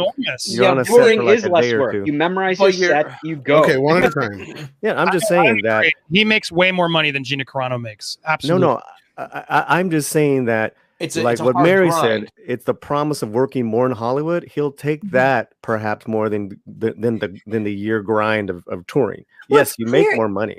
I'm just saying that. No, you don't. Right? But either way, like the money set aside, it's clear he cares about being blacklisted. He's censoring himself here. Yeah, his own demeanor speaks volumes. We don't need to make conjecture. He's doing it himself here. He's conveying very clearly that he is uncomfortable, that he doesn't want to talk about this because he is worried about what that will mean for him down the road. The other thing too is, yeah, you know what I was about to say. I was in Copenhagen in 2011, and actually I was walking down the street near the train station, and I saw a sign up on the post on a bulletin board, Bill Burr. You know, like October, you know, or November 2nd or whatever it was. I don't know what they were charging, but at the same time, there comes a point in a comedian's career, they don't want to go on the road anymore. Mm-hmm. Yeah. Some guys like Lewis Black still do it. I mean, Pat Cooper still did it to a certain point when he was well into his 70s and 80s. But yeah, don't you think he would rather have a residency somewhere in Las Vegas or in Reno or somewhere, or Atlantic City or somewhere like that, somewhere he could just kind of just camp out, just chill and just go down and do 45 minutes 5 nights a week, 2 shows 5 nights a week? Yeah. And he knows that if, you know, he's got to play his cards right here. He's very cognizant of what this means because they all travel in the same circles. Oh, and you can argue. Yes, Rob, and you can arguably say that he was one of the brightest spot points of The Mandalorian. Mm-hmm. I mean, he's in arguably the 2 best episodes. He's the audience POV character, really. One thing or another, he's also married to an actress, right? If I'm not mistaken. So he's also got to worry about his family as well. Yeah. And again, I think if anything, I hate to say it, he should have cut all this shit out of his podcast, and none of it should have been there. And the moment he said that she's a sweet person and all that kind of stuff, he solidified his place in this whole thing. Mm-hmm. So that means either he's not coming back and it don't fucking matter, or they're going to make sure his ass don't come back. But why do that though? Why do you think I'm interested in what you just touched on there, Tom, which is that like he solidified in his position. He should have just left it all out. Clearly he didn't want to leave it out. He wanted to leave that in there. You have to think that he probably does feel strongly about this. Like if they can cancel Gina, you better believe they can cancel me, a cis straight white male, right? Like if they can go after her, they can absolutely go after me. So why did he leave that in? It had to be because he feels like, you know, he doesn't want to just leave her to hang out and dry. So I think it's probably him trying to walk the line a little bit here to like let her know, hey, you are not alone, but also I don't want to go down for you.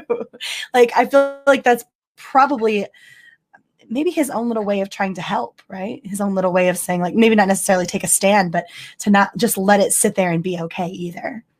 I think you're letting this get ahead of everybody. Like it's just a conversation he wasn't happy to do, and I think it should be left at that. The moment you start doing all this speculation stuff, you're doing exactly what he's tried to avoid when he said in that video, I don't want people taking this out of context or putting words in my mouth or doing anything. That's exactly what's going on right now. But it's not to take it out of context to make it clear that he didn't want to talk about it, and that is being scared of.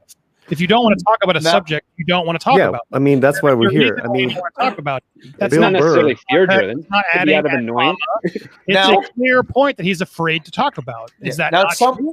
Now, someone he also has a kid here in town. You know, a working actress for a wife. You know, she's not a star; she's a grinder. Yeah, man, he's circling his wagons. I don't know why he put this up. Now that's a great point, Tom. I think Tom, you're spot on. And I think he's trying. And you're right, Mary. Like I said, like he's walking the line because he needs to please them. And I think the comparison was a shot at Gina. And then I think he was trying to say, well, she's a great person, so he could plead that audience. He's trying to please 2 demographics, because if you think of beyond just even being canceled by Hollywood, I think he's more terrified of losing an audience. That's another whole thing. You guys, like I see in the chat, I say one wrong thing about Gina and they hate me. And it's like, that's how we are so divided as a country right now. If you say the wrong thing, I'm canceling you. I'm not supporting your business. And his business model is more direct to people than it is Disney. And I think what if he also doesn't know all the details to it? And he doesn't want to talk based on that. Well, I mean, I think it's a combination of it all. Like he just is playing it safe. He doesn't want to be caught pissing somebody off, whether it's Disney audience, half of his audience. And he's realizing this is a minefield that I just don't care enough about to walk in. I think is really what probably. Isn't that crazy though that we make actors walk that kind of a line? Are people that fragile on both sides, right? That when you hear an opinion that doesn't line up perfectly with your own, you immediately decide that they are attacking you personally, not the thing that they were talking about, right? Like everybody needs to chill down just a little bit. Take that fragility, stop being so petty, relax a little bit. It's okay. It's not you.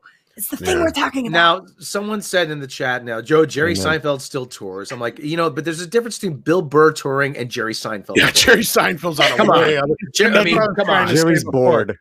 Well, not just that. It's like, he has a week between. He has like 2 weeks, a week and a half, or 2 weeks between 10 days between dates. He gets flown everywhere first class, or private jets. He has 1,000 writers in his contract. Bill Burr's flying like economy class or business class. No, he's not. Not Bill Burr. Bill Burr's not doing that. Bill Burr does. There are 200 or 300 stand-up comics that are more popular than Bill Burr that you would never hear about because they never had a TV show and they don't want one.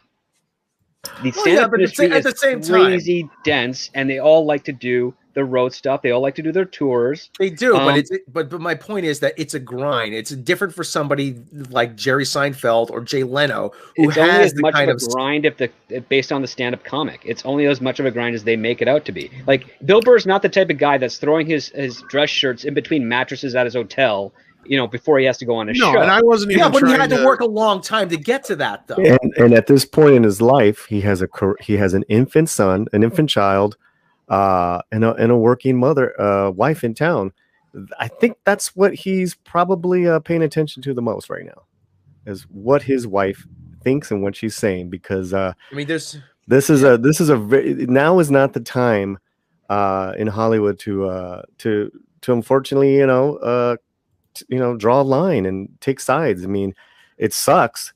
It sucks, man. Do you think are you surprised then, Paulie? Why do you think he kept it in? Because I'm with you guys. Like this is such a risk for him that why take that risk? Well, he has a consistency of trying to be honest. Yeah, I asked Tom that because I'm like, was this live? Like, like that's part of it though, is that this isn't like it's not like he got his pants caught. It got caught with his pants down. And this is something that he had to deal with live and try to navigate live. No, he chose to leave this in. That in and of itself is something that you can make some measure of speculation on, right? And I'm not trying to put words in Bill Burr's mouth. He's a grown-ass man. He can speak for himself, right? But he's clearly worried about speaking for himself here. And so that leads, just human nature is going to leave me sitting here scratching my head going, now, why would that be? So, my big thing was, it wasn't even the stuff he left in there outside of him saying, that she was a sweetheart and all that kind of stuff and a wonderful person. There's nothing else in there that they could really go after him for. But what struck me more so was him trying to change the subject constantly. And then when the conversation abruptly ends and he's like, let's talk about any fucking thing else, and then the whole thing cuts. And then when they come back, it's something completely different, not even there. And like Andre said, I believe the most at least interesting part of that conversation took place right after that, when he says that and he's like, guys, I can't fucking talk about this.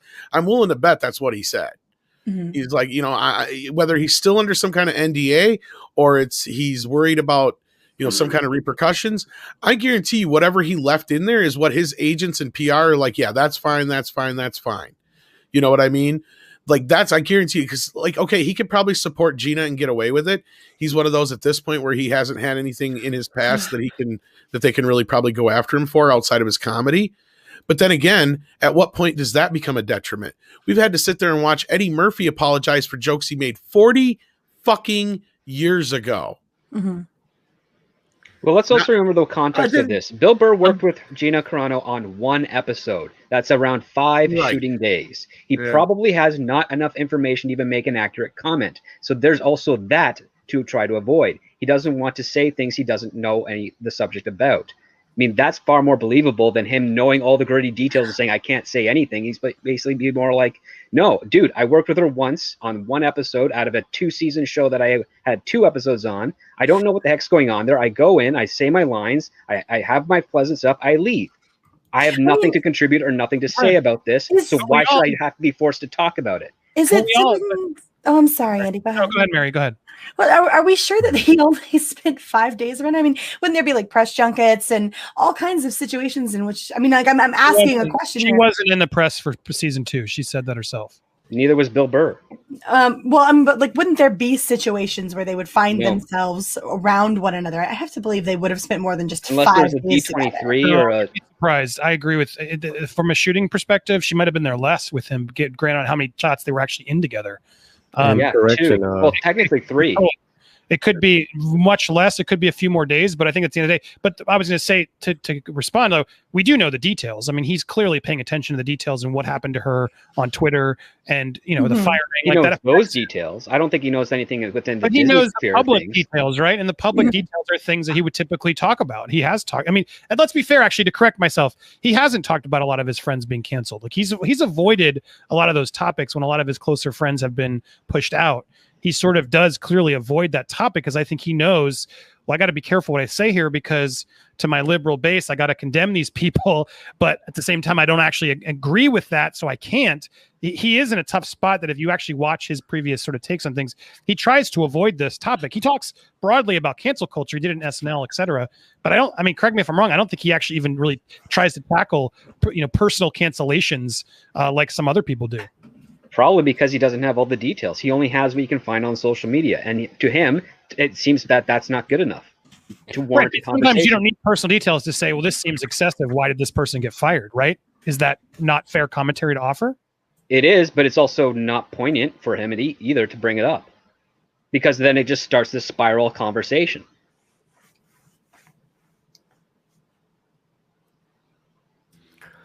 Correction, he has 2 children. Yeah, and I miss. His wife is a writer, not a actress. I thought I recognized her though, so I must have seen her somewhere. No, I got wife here. I got actress. Is she an actress? I thought so too, but it's this guy saying he's a. Well, she was an actress, but she has transitioned into writing. Like okay. Yeah. So she did acting before. So I thought I recognized her in the name, but yeah, she was in Fresh Prince in Bel Air. That's she why. was like Will Smith's love interest there. That's why. How long? That's like her. I know her. Okay, yeah. Everyone had a crush on her, even in Norway. So no, you have the wrong woman. Nia Hill. That's what I thought. Nia Renee Hill. Yeah. Oh, okay. Completely different woman. That's what I thought too. I was like, "What the fuck here?" And then, okay, never mind. She's a writer. Anyway, she's someone in the industry. Yeah. I got a working actor here. Last credits. 2017, 2020. F is for Family. Which is Bill's show. He has a TV show on Netflix. Yeah, that's his other show. Like, yeah. So, like, again, I've been saying, like, he's not low level like comedian like you're talking, Rob, where he's got to do the grind, but he's not up there with like he's Dave Chappelle and all that shit. No, he's not a Chris Rock. He's not a Dave Chappelle. So Chris Rock's barely doing anything right now. He's technically above Chris Rock. No, listen, Bill Burr is probably within your top 10 right now. Yeah, I'm not going to argue. That's pretty good. He's very popular on his 20. Yeah, he's clearly in there, but he's not like some of the big mainstream guys. He's not Seinfeld. What are the big mainstream guys that are like dominating the conversation aside from Dave Chappelle and stand up? See, here's the thing though, stand up guys. Okay, he is one of those. He's a stand up grinder. Okay, he will be a stand up guy until the day he dies. Guys like Chris Rock and all that shit, they only do it when they want to go back.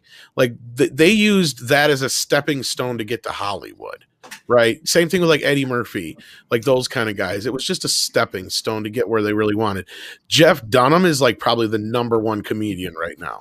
I'm willing to bet. Like this guy? What? Yes. You want to make a bet? Yeah. Go look up his money. Go look up how much Yeah. money he fucking makes. Yeah, you want he is to the argue with highest me? paid You stand want to up argue with me? I bet in you America I right know. now. I'm not even trying to argue. I'm just shocked and surprised by that. I'm like, I guarantee you he's #1 because he was #1 for like 5 or 6 years. Well, he got his Comedy Central show. He was also ridiculously popular in the 80s when he started out. You're muted, Andy. You're muted, Andy. What do you think his net worth is? I'll scroll up in a second. I have the highest paid. What's your guess on his comedians. net? I mean, it's a celebrity net worth. I know the guy who runs this. It's actually more accurate than people want to admit, but it's not always accurate. But what do you guys think his net worth is? Oh, Bill Burr, I'd probably say he's probably got about 50 million. I have the list. I have the list of the highest paid comedians for 2019. 12 Okay, 12 million. 12. All right. What about Gina's? Oh, Gina's worth a lot more than that because she's got family money. Though. Oh my God! What? Oh, that they're not counting her family money. But here's like the thing, though, that Gina, that may be what she has made on her own, but like she gives her dad a phone call and says, "Dad, I need 20 million. Can you wire it to me?" She has that disposable.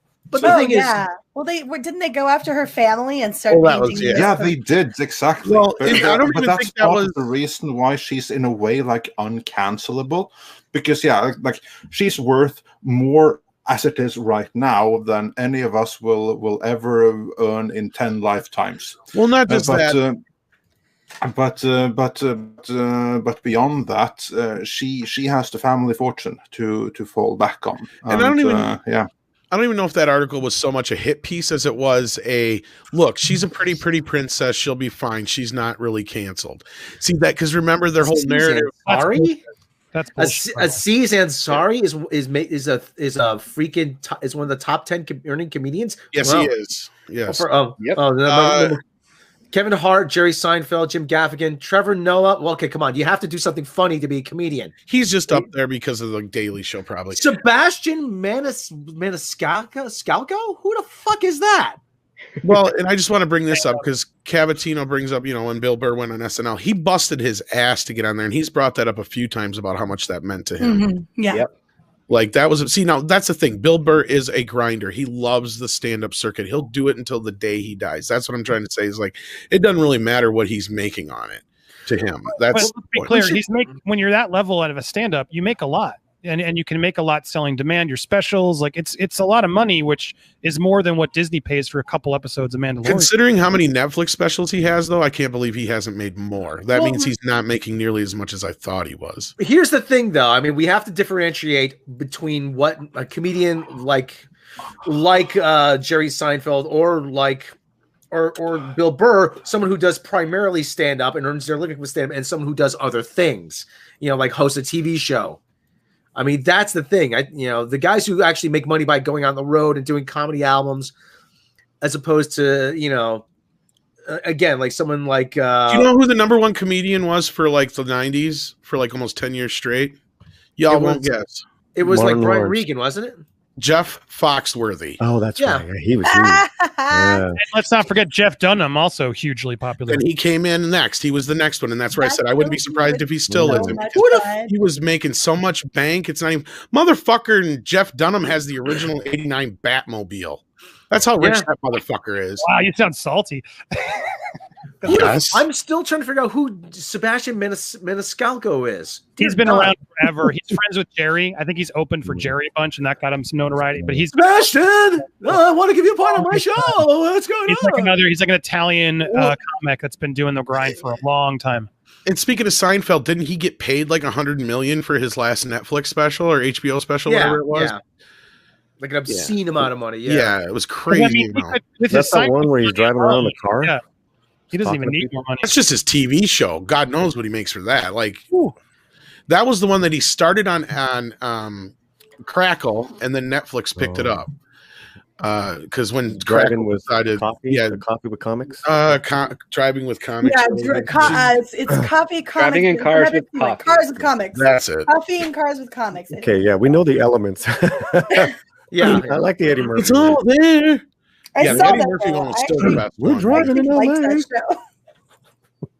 I'm not even big into like the whole comic aspect of things. Like I'll watch it where it exists and where it finds me. But that show was fun as hell. And I didn't even like a car girl. And I was like, oh, that's a pretty car. Yeah. Mr. Tickleton says Sebastian was Crazy Joey Gallo in The Irishman.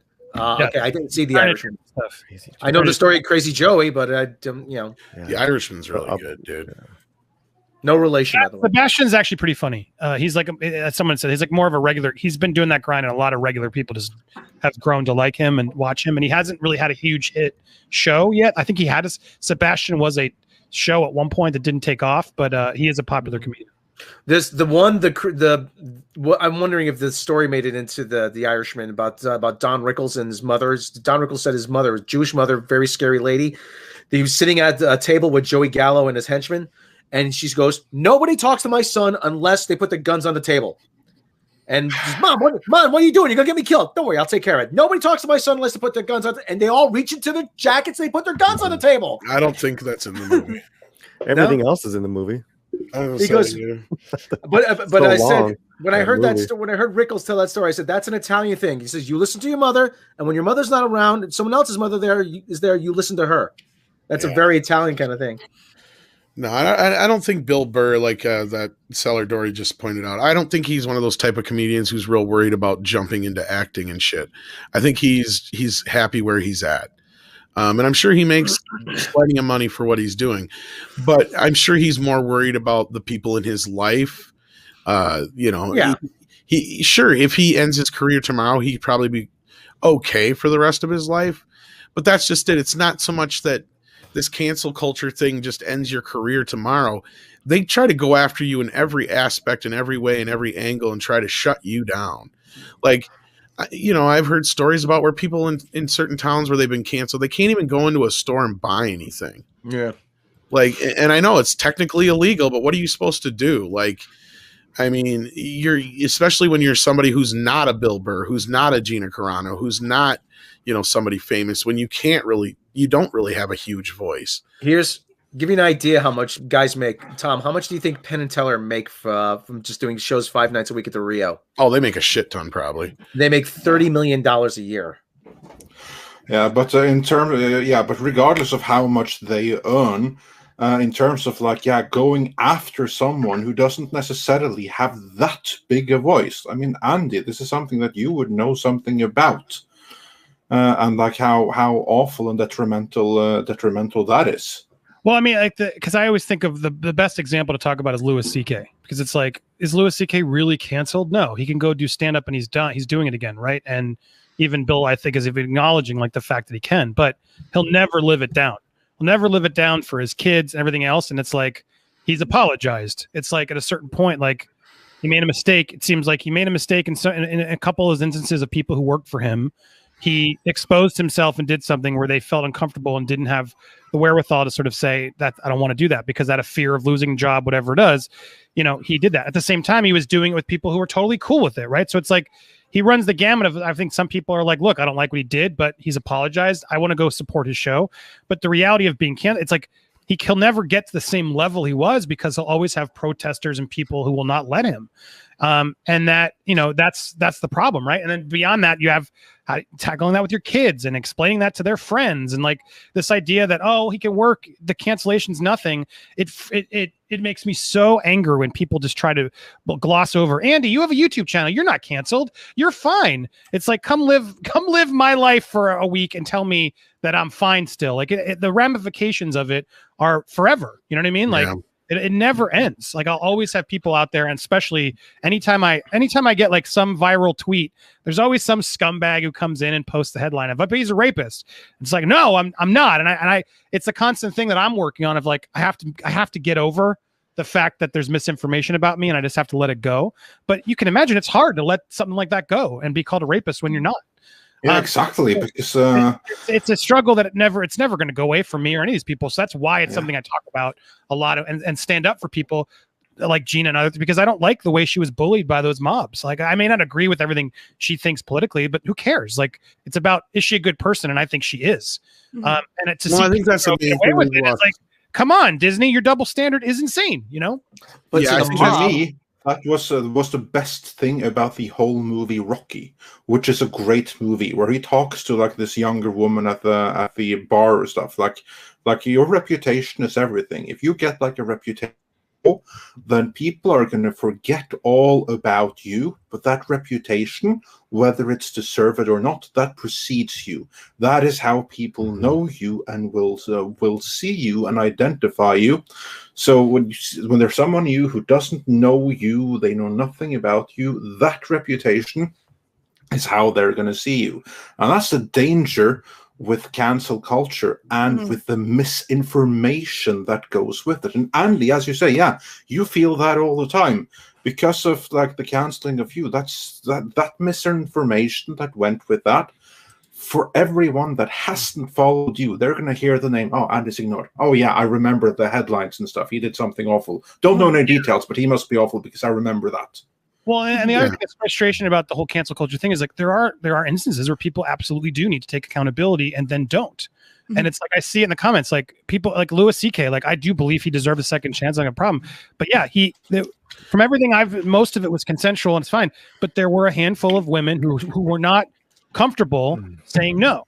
And I think that's a conversation a lot of people don't get into the specifics of it. But like imagine you're a writer for Louis C.K. and you're sitting there and it's like a big gig for you, and he just is like, hey, is it cool if I do this? And it's like, yeah, you'd think for a rational civil, no, I'm not okay with that, right? But for some people in that industry, it's hard for them to be like, oh shit, if I say no, is he going to like fire me? Am I going to like, what's going to happen? Like there's a moment of there. And I understand for women why that sucks, because it happens all the time in this industry of like the fear of saying no to him, to someone that powerful. And that accordingly did happen. And that's my problem with Louis C.K. Like that is an abuse of power. Like I never did anything like, what the fuck? That's disgusting to whip it out in front of your employees, whether it's cool or not. That's a little over the line for me. If they're into it, then who cares? It's none of my business. But to know that there were some that weren't as comfortable and didn't have the wherewithal to say no is an instance where it's like he did have to take accountability, and he did. He apologized, and it sounds like he's taking some time and he's working on it. And I think that's what we got to understand. Like there's nuances to some of these stories where it's like Sarah Silverman was like, yeah, he asked me and I was down. I wanted to watch it. And which case, who cares, right? Fucking weirdo though. But you know what I mean? Like it's hard. You got to hear all sides. You got to let some time pass. He accepted it. Anybody who's saying I'm bullshit, it's like he's acknowledged this, and I appreciate that he acknowledged it, because that to me shows growth and like admits it, right? And then it's like he takes some accountability, but he's not going to say, well, I shouldn't have ever done it. For some people, it's fine. Like in my instance, like people still think I shouldn't have flirted with fans. And I always wrestle with like the people who are like, you were totally allowed to flirt with your fans. You're like a rock star in some degree. Like that's why people get fame and name, right? And a fortune to be able to flirt with their fans. Why would you not be able to? And it's something I know it's like a personal thing you got to be either okay with or not. But I think you have to be careful of not being the mob and to destroy people based on your opinion, you know? It's the same thing that they did to Vic Mignogna, right? Like they canceled him over hugging and kissing fans, right? Even and less, some of them were down with it. Even less of a problem, or what do I say? Less of an infraction, whatever. But they still tried to go after him. And a great example of this whole thing was when Matt Damon's like, "There's different levels to this stuff." Yeah, you know, when he was comparing the whole Weinstein situation, and they went after him. He was canceled for that. Yeah, and tried to say the truth, and they would. Yeah. They were. And to get back, and that kind of goes back to what Bill was talking about on this podcast that we kind of jumped through in the clips, where he's kind of talking about it brings up Pee-wee and all this other stuff. It's like yeah, you get canceled, but then there's always a level to it. And he's like, there needs to be an accountability of what's going on, because he even brings up the whole Me Too thing and the Weinstein thing, and how just a bad date has turned into something that can destroy somebody's life. And I know who he's talking to with that one. But Paulie, you were going to say something. Sorry.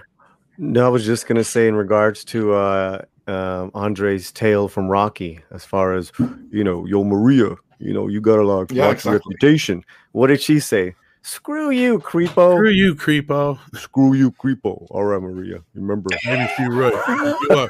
When you got room to talk, Rocky, you are a creepo. Who are you to talk, Rocky? Yeah, screw you, creepo. That's the days before someone, you're committing a microaggression against me.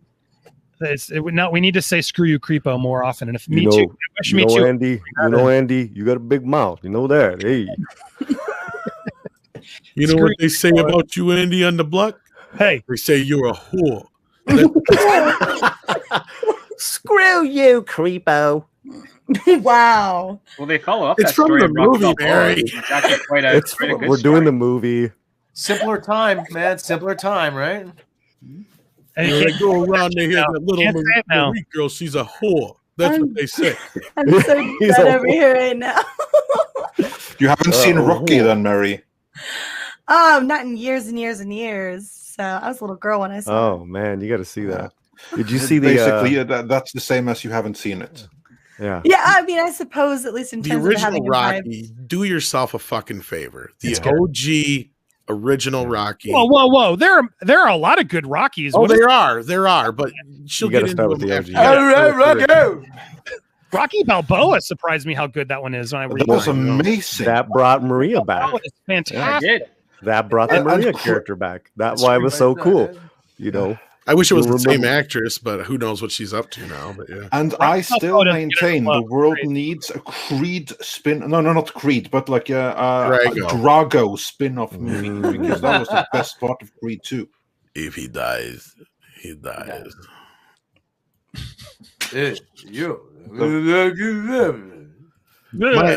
My favorite Rocky line of all time is, and it's not "Yo, Adrian," it's none of those things.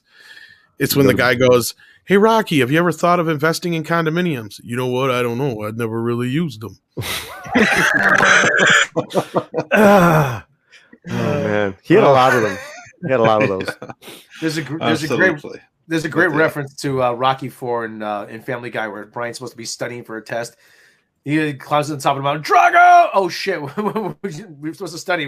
All we've done is work out. It's so iconic. Everything, yeah. Sorry, I'm just gonna chill out over here in my little pool of estrogen and be completely. Hey, Rocky's got a great love story in it. A really beautiful love story. You know what? I just wanted to finish what Andre was. The story of little Maria and Rocky trying to, give knowledge, street knowledge, and she said, "Screw you, creepo." But since the conversation has derailed or degraded into Rocky, then I think we have said pretty much everything there is to say about Bill Burr from our end. So now it's on high time we check what you had to say in the super chats, because we have a little bit of a backlog to go through there.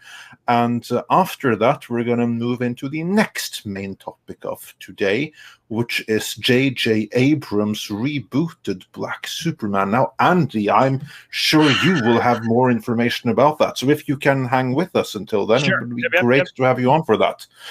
But until then, catching up with some super chats. Now, these are older ones, so I cannot bring them up on screen since StreamYards, the software we use, in their wisdom, still haven't fixed that. So you're just going to have to listen carefully. Mr. Tickletrunk, and this was before we started talking about the bird situation, says, "Can we nuke Twitter from orbit yet? Please, I've been a good boy." And we should be so lucky. So you have to be even better before we can do that. When they start charging to use Twitter, that's when it's going to get nuked. Believe me, nobody's going to stick around. And Bear in the Wild says they're book burners, probably in reference to everyone wanting cancel culture and the proponents of it. And you're not entirely wrong about that. And then Techner Max says for €5, "Do you think Disney can really stick to Kathleen Kennedy in the long term? I just don't see any way, and it baffles me that she is still running the company."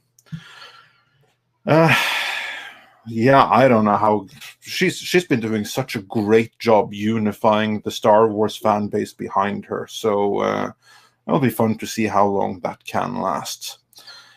And then Dyrus says for $10 in reference to the Lady J video from yesterday. And he says it must have Flint. Henry Cavill would be perfect as Flint. Also, G.I. Joe is about the diverse American team, not just the individual. Mm-hmm. That's right. So, imagine that diversity in the 80s. Fight for freedom wherever there's trouble.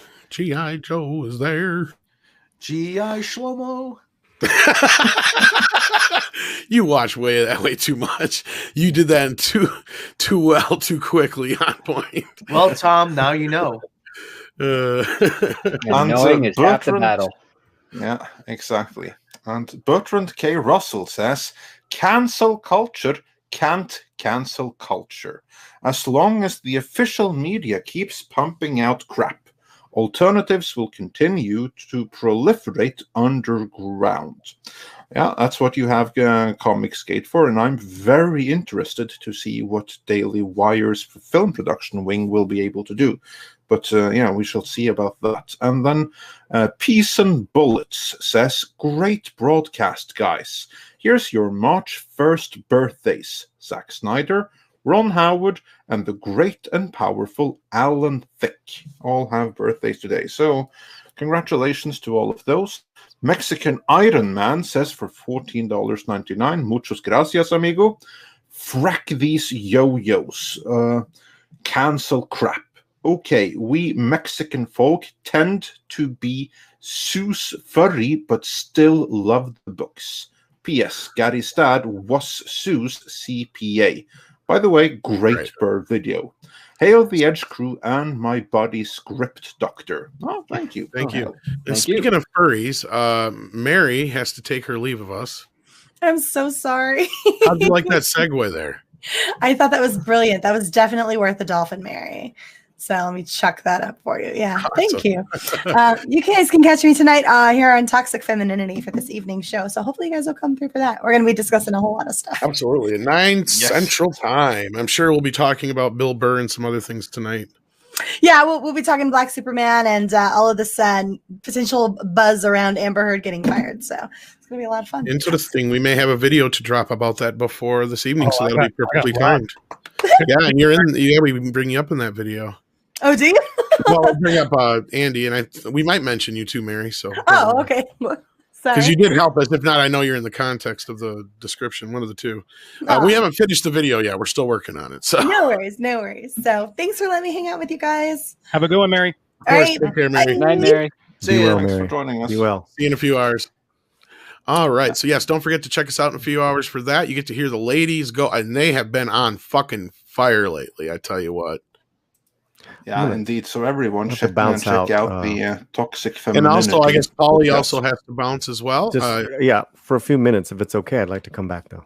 Oh yeah, you're fine. You could have just stayed muted. That's fine. Oh, I knew you were away, so I wouldn't have called on you. Okay, gotcha. All right, we knew you went to the bathroom. Class, Paulie's gone to the bathroom. Hold my spot, script. I'm kidding. He's got to take a phone call. All right, so let's move on to some super chats. And speaking of Black Superman, we'll get on that. Yes, praising time. And Iron Sniper 1 says, hashtag F Disney Plus, hashtag bring back Gina Carano. Thanks for everything y'all do and keep up the awesome work. Though it doesn't mean much anymore, MTFBWY. Well, thanks for the support. I honestly don't know what MTFBWY means, but thanks. May the force be with you. There we go. May the force be with you. That's what it is, of course. How could I not see that? Anyway, Jack Hudson says, some people spend way too much time on finding things to hate about celebrities. They should use that energy on history lessons. Yes, we all should learn from history and learn it properly. That and math. ActionCom says, I'm talking about throwing out Kennedy and Favreau. Get rid of all of it. Yeah, but then who would be left to rule it? And Valiant Renegade says, Disney won't fire KK. Tom is spot on. It would likely cost Disney millions, if not tens of millions.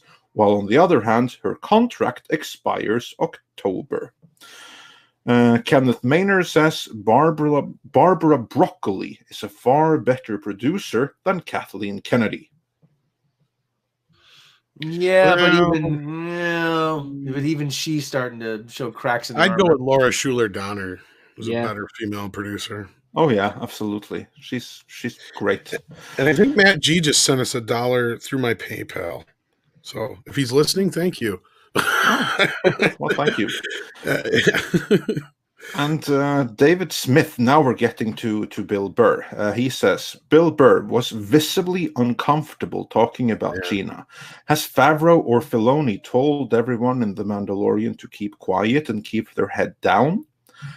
I don't know who would have communicated what to whom. I think that all of them probably know more, but exactly who has said what, and that I don't know. I don't think that communication is that open. Scripts, what do you think about that? Not too much actually.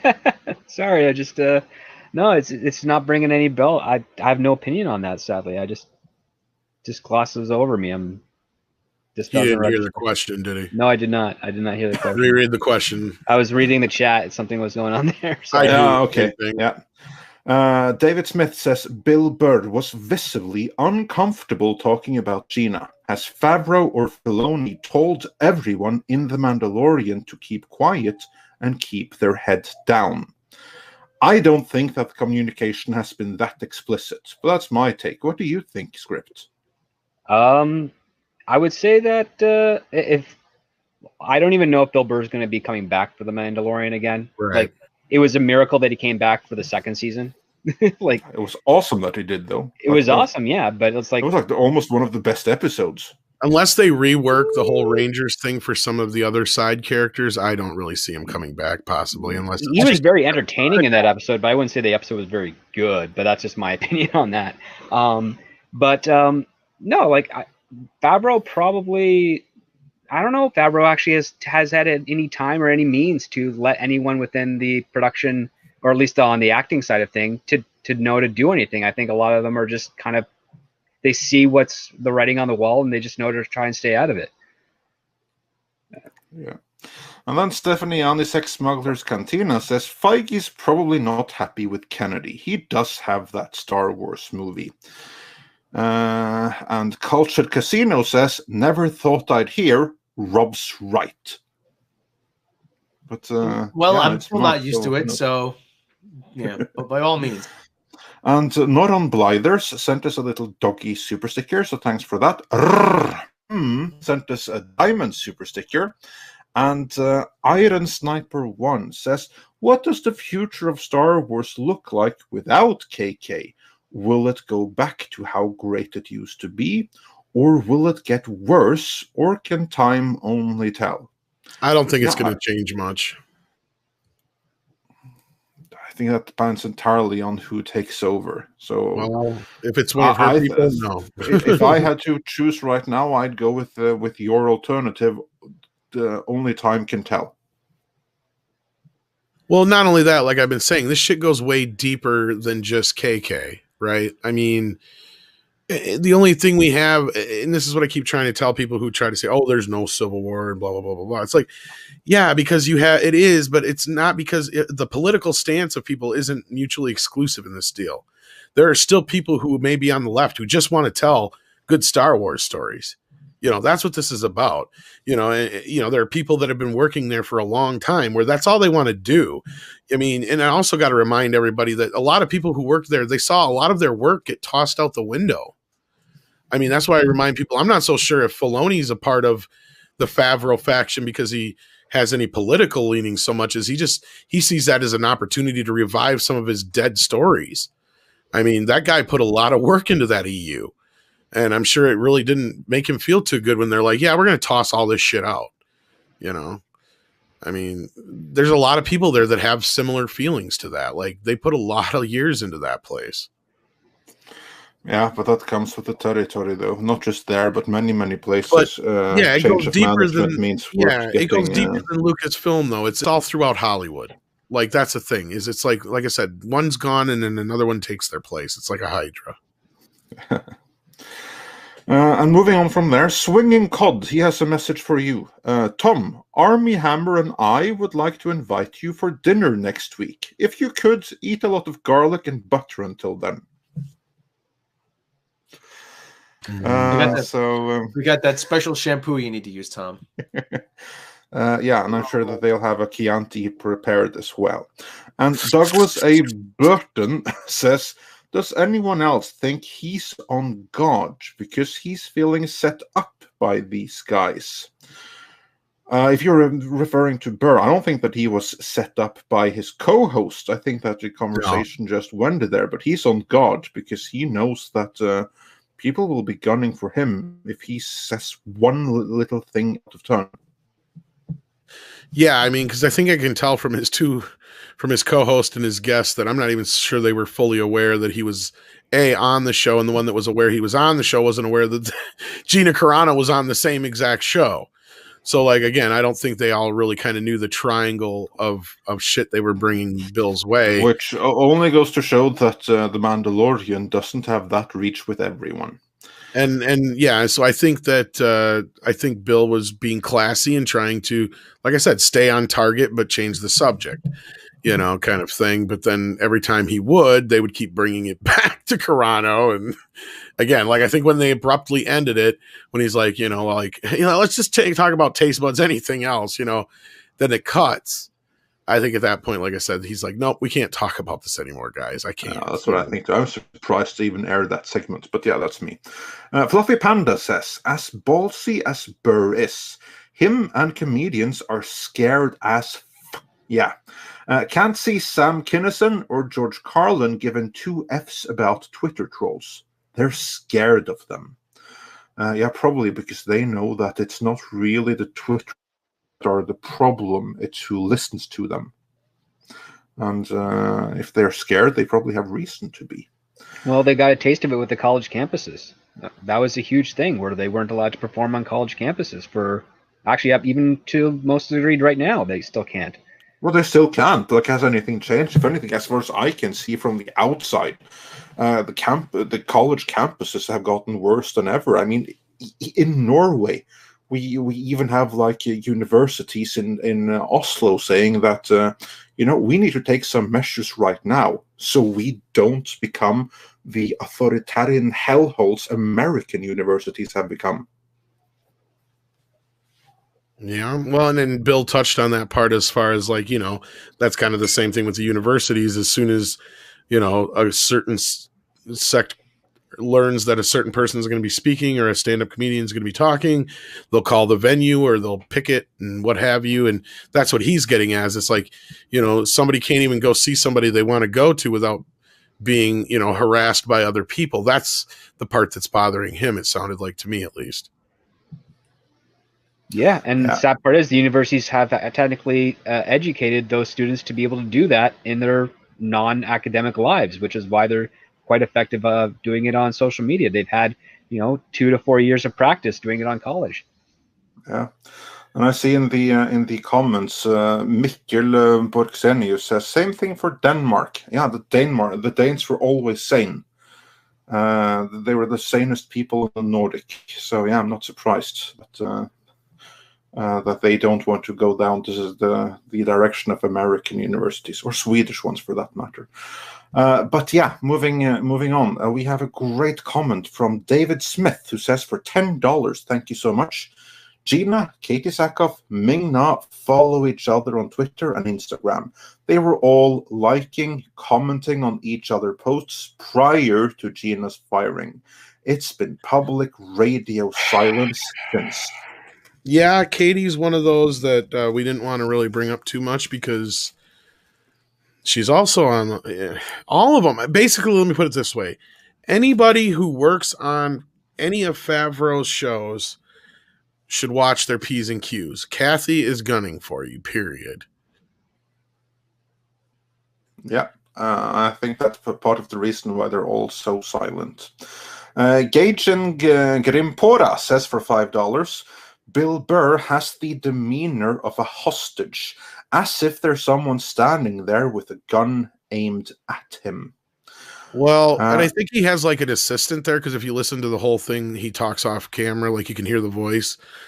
And like there's a couple times where I'm sure he's looking at his assistant and his assistant's just like waving the hands like the no, don't go there kind of thing or something like that. Or, because like there's just a lot of points where you can tell Bill's just kind of like, what should I say here? What should I do? And when he interjects, it's not her assistant's his wife, because I know he does podcasts with her. It's a guy. It's a guy. Is a guy in that one? Yeah, because he's talking in the like earlier part and the later part. He's like, you can hear his voice, and he even corrects him on something in the Janet Jackson thing that got. Again, I had to clip a lot of that stuff, like that had nothing to do with the Gina part, but led up to the conversation they got to it. Yeah. Yeah. No, I do suggest anybody for your own. We have the link to the original podcast in that video, and we encourage you to go check out the whole thing, because I don't want you to go by my edited version. I feel bad having to edit it, but we can't just repost the whole thing. So, I do suggest you check it out, because there's about everyone do that. Like, we are not saying for 100% fact that this or that happened or that he feels that way. There was something very, very off with his body language and general demeanor when that topic was on, which is most uncharacteristic for him. But watch the entire thing and judge for yourself. The only reason it's newsworthy is because this is the first co-star to say anything about the Gina Carano situation. Were it not for that, we wouldn't have done anything with it. But it's kind of like a big story. Yeah. Like for Star Wars, that firing was a watershed moment. Like as we covered before, the spillover even goes into Marvel and WandaVision. It's that big. And Wooka Panab, if I'm saying that right, says that's the dude who runs his podcast. Okay, that makes sense. It'd be like a producer or whatever. Yeah. All right. And we have a couple of more to go through before we get into the next topic, which is J.J. Abrams' rebooted Superman. And on that topic, not to get too far ahead of ourselves, Rama says, Black Superman. How low effort. As at this point, I demand a white Black Panther or the loons are rated. But yeah, we are going to get into that before long. But we have a couple of more super chats to go through first. Freakadelic says, there needs to be an idiocracy-like movie lampooning people who freak out over things they infer that someone said or meant and think they should be cancelled. There's already one. It's called PCU. Yeah. Well, that movie was so ahead of its time. Mm-hmm. And then Greg Gaming says, Star Wars liberals say, you can't have free speech. This is the way. Mando 2021. Yeah, it kind of looks that way. And the Jaw 15 says, if they try to cancel Burr, then that's going to trigger a response from Rogan. Cancel culture isn't equipped to go after Rogan and company. Yeah, no, they've tried to take down Rogan, Lord knows how many times, but he's like too big for it. And that's the funny thing is, and not to get too deep into this part, but I wouldn't even think Bill would have been that high on their list. But I just hope he didn't put himself higher, unfortunately. Yeah. You know. Douglas A. Burton says, for $19.99, thank you so much. We really appreciate your support. And he says, these two other guys are full of it. They pretend not to know Gina's last name. The one guy pretends not to know what a show Burr is on. They should know not to press him on this topic, and they should know his career is at stake. I don't think they're pretending. No, they're their own stand-ups. They have their own busy lives. They're just casual friends with Bill Burr. They're not going to know all the intricate details of his life. That's just the nature of the business. Like I've encountered it all the time where it's like, oh, I know that writer. I just can't remember what the heck show they're on, but I know I watched their show, and then it just comes later. I think you're 100% dead on there. I mean, these are creatives. They have their own things they're working on, and they are so time-consuming that they're going to be focused mostly on that, and then they'll like catch some things happening in the periphery, but they're not going to pay like too much attention to them. As someone that runs a YouTube channel, I can absolutely sympathize with that. Yeah, I mean, Tom, you have to half the time you have to tell me what's going on, and I don't even get to half of what I want to. Trust me, like I wish I could watch every one of Andy or Scripps or Paulie's or videos. Rob don't put shit out, but.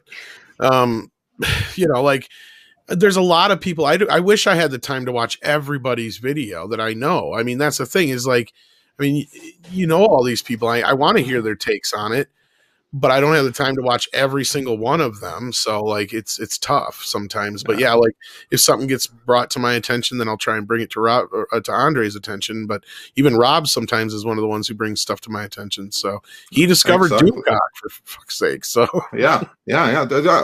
People aren't aware of that. Oh, so it's your fault, Andre? No, that's Rob's fault. Really. Rob's fault. But it's true. Like Rob is the one that brought Doomcock to the rest of our attention at the time when he had 15 subscribers. And like Rob, he was telling me like, you have to check this guy out, and I was like, who? And I went to search. I was like, it can't be this guy. He has like 15 subscribers. But yeah, no, that's Rob saw the writing on the wall there and started, and we had him on Midnight's Edge and gave him some early boost there. So yeah, it's Rob's fault. Yeah, it really is. And on that note, Rob actually does put some stuff out, like the G.I. Joe Lady J video from that we put up yesterday. Everyone go check that out. That is 100% written, edited, and produced by Rob. So yeah, great job on that, and do check that out. On his channel, but yeah. Hey, how about people actually going and watching it? Yeah, actually, Rob's got some great fucking videos over there. I've actually watched probably all of his videos. I don't think I watched all the podcasts, but like all your little videos, your shorter ones, are basically the basis for the Rob rants we have here, which are on the Midnight's Edge After Dark, which are kind of some of the more popular videos we have. That's the kind of stuff he does over there. So if you enjoy it, check it out. Mecca suggested that I sampled the Popeye's chicken sandwich on my channel. I'm like, really? I'm gonna eat a chicken sandwich on my channel? Really? Come on. No. No. I don't think I'll leave that to do it with the camera off, so then we have to imagine it. Exactly. As good as it is, nah. If you're gonna do that, get a sponsorship deal at least. Right. But yeah, we have a couple of more super chats before we get into Superman, which is the next deep dive. Skyheim says, I just found out about the Commando books. I want to buy those, but I have to wait till Disney no longer owns Star Wars. Well, then you'll be waiting for a long time, so maybe getting them secondhand. Would that solve the dilemma? That's a suggestion at least. And John Williams says, speaking of taste buds, breakfast was bacon, eggs, a mango, orange juice, and Midnight's Edge in the morning. You're making me hungry. Breakfast of champions. Yeah, that sounds amazing, all of it. So yeah, thanks for the support. My frosted flakes look like shit. And Al Manuel 0311 says, for another $5, when I was still in the Marines, Bill Burr's stand-up is what I'm looking forward to after doing a sucky field-up and helped me through those hard times. So yeah, well, I fully support anyone that can help anyone get through any kind of hardships, especially if you're on the in the Marines. And yeah, I can only imagine that's being hard. So as someone that's not even from your country, I will say this with full sincerity: thank you for your service. He says that on behalf of Rob and I. So there you go, and the rest of us here probably as well. And Mexican Iron Man says for $14.99. Thank you so much. I watch and listen to Bill Burr for well over 100+ hours every special podcast, but he's got a foot in comedy and one in Hollywood. The others are like most comedians, which is on the outside looking in. Yeah, I think that's a big part of it. And here's one for Andy. Jacob Hill says, Andy, love you, man. Keep killing the game. Thank you, man. Nice of you. Thanks for donating. And /11111 says for €10, if Trey Parker and Matt Stone don't write something into their next South Park season concerning the Gina situation, I feel like it could be the biggest signal that the fear level is on DEFCON 5, honestly. Well, I don't think they're going to be doing another season because, correct me if I'm wrong, Rob, aren't they doing another pandemic special? Yes, they are. They're doing a second one. Yeah, okay. Rob's not here. So, yes, thank you, Andy. They're doing a second one, yes. But I'll tell you. How about if they got Bill Burr to cameo on that cancel special? That'd be amazing. I'll tell you a little secret, though, everybody. Talk about comedians, 1 foot in Hollywood, 1 foot in comedy. All comedians wanted to be rock stars, just about all of them. Because it's the same dynamic, think about it, except, when the comedy thing, listen, I've played in front of more people being a comedian than I ever did as a musician. Okay, so that doesn't say a whole lot, but it's the same kind of thing. So there you go. So yeah, there you go. And then we are close to getting to the point we're getting into the next deep dive. But before then, Thundercats HQ says for £5 your morning shows make my lockdowns in the UK more bearable. Thank you. No, thank you for listening, and we are so glad that we can help make what has been a horrible year now for across the board a little bit more bearable. So if we can help in some way, then that's truly an honor and privilege, and it certainly validates everything we do. I just also want to add, because of that South Park comment, I literally just texted my friend who works at South Park, and I said, please make a Star Wars cancellation plot and get Bill Burr to guest voice. So, oh my God, you really? That would be brilliant. Seriously, if I'd have known that like months ago, Rob and I have written so many fucking South Park episodes.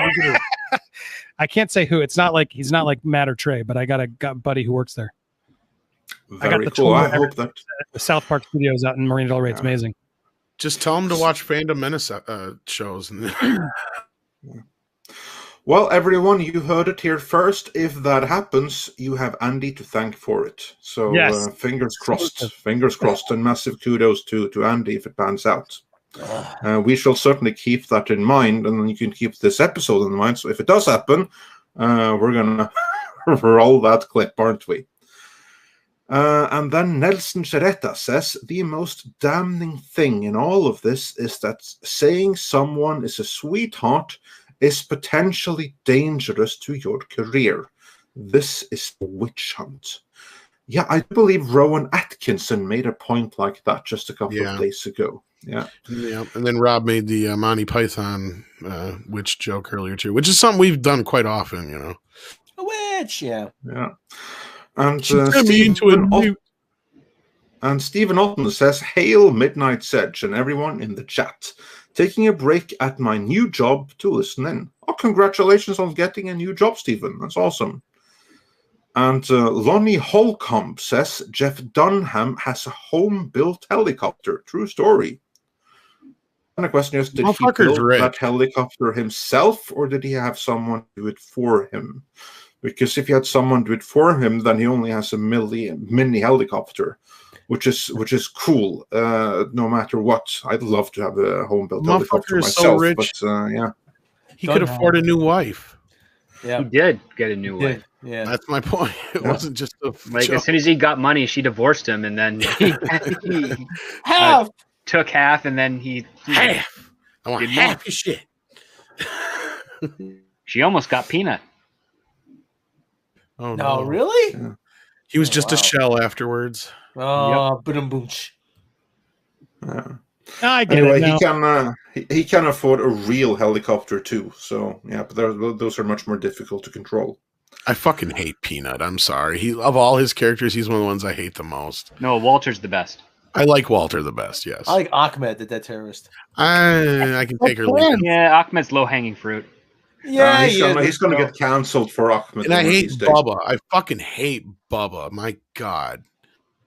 Honestly, I'm one of those. I'm not the biggest Jeff. If you can't tell, I'm not the biggest Jeff. Can he still do Sweet Daddy P anymore? I mean, or that's another one I'm not a fan of either. Like the only one I really like is Walter. Didn't he also have like the jalapeno guy? Yeah, the jalapeno on a steak. Jose Jalapeno on a steak. Oh, that was so dumb.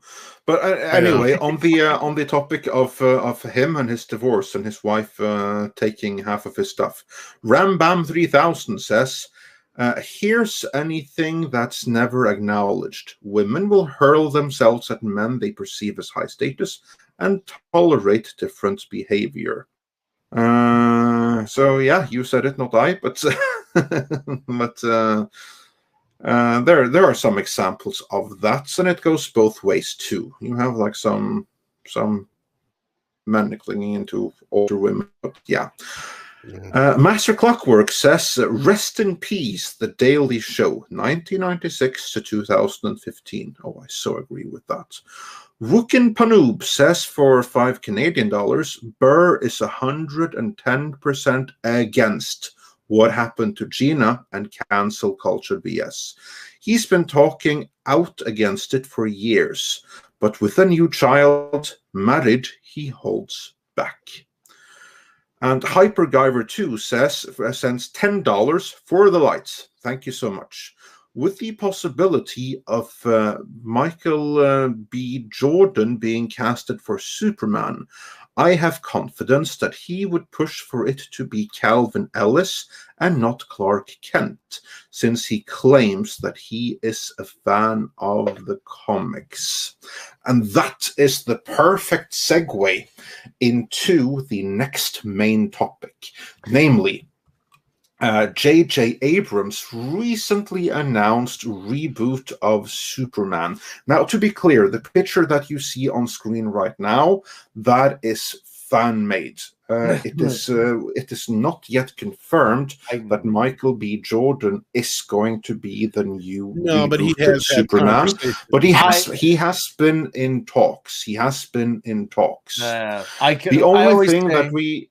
Yeah, I just want to get out there. The only thing that we know for absolute certain at this point, what has been put out there by Deadline or by way of Deadline Hollywood, and there's some shenanigans in that too, but we'll get into that later. But the only thing that we know for certain is that J.J. Abrams is producing. He won't necessarily be directing, but he will be producing. And we know the writer, whose name escapes me right now. But the writer, that would be the one. Yep. And then also the announcement was very, very clear about what a political writer he is. He's a journalist. He's written for this and that publication. It's mostly about white supremacy and black issues and all of that jazz. That's mostly what he's about. Oh, and he's written some comics over here. That's like how he's qualified, and I haven't read them myself, but from what I've heard, both his run on Captain America and Black Panther was overtly politicized and total crap, is what I have heard. So naturally, not many have been too receptive to these news, especially those that want to see Henry Cavill continue the mantle of Superman. Now, I have heard some things about what's going on here, but Andy, I am sure that you must have as well. So what can you tell us about this movie right here? What is it? How does it fit into the DC Extended Universe at large? Well, it's still being written. I forget his name. The character is a Black Superman character. It's not. It's the Calvin Ellis, I think his character is what they're writing this off of, what I've heard from my sources. But beyond what's going to be written, the interesting thing that I found through my homework was the fact, and I can't say who, but some very big name directors were trying to make a Clark Kent Superman movie. One standalone, sort of to reboot sort of a new hopeful direction, and as well as another one that could have been the Henry Cavill continuation, and Warner Brothers rejected both in favor of this one. So that was just very telling to me of just like, really? Why? What? Like, I don't have a problem with the Black Superman personally. If it's a good movie, that's what I care about. But I have a problem with, like, you have a great Superman who hasn't been able to really finish his arc. And I feel like, get it? Or even just, I think Superman and Lois can finally please sort of the Superman fans who are like, I want a more hopeful Superman. Well, great. Now you have that TV show. But Henry Cavill, I just feel like, has gotten the screw this whole time and not being able to do it. There's been talks of him coming to Shazam 2 and sort of other cameos, but it's like, as I speculated in my coverage of this, it's like, it just really feels like Henry Cavill is just like, are we date? Is this a date? Or are we together? Are you committed to me? Am I your Superman? Like, what's going on with him is sort of what I think is the real question and interesting turnout. The other takeaway that I did see is, what's her name? Danny Garcia, his rep, did just literally put a story out on Instagram or something where she sort of alluded to, when you can't talk about things because of NDAs, but you know there's big things coming, stay tuned. She reps him. So yeah. So there's a lot of, like, just question marks as to what's going on. I don't know if the backlash will help. It could help Henry Cavill, to be honest. She also reps The Rock. Let's be clear. Right. Yeah. She's his ex. Yeah.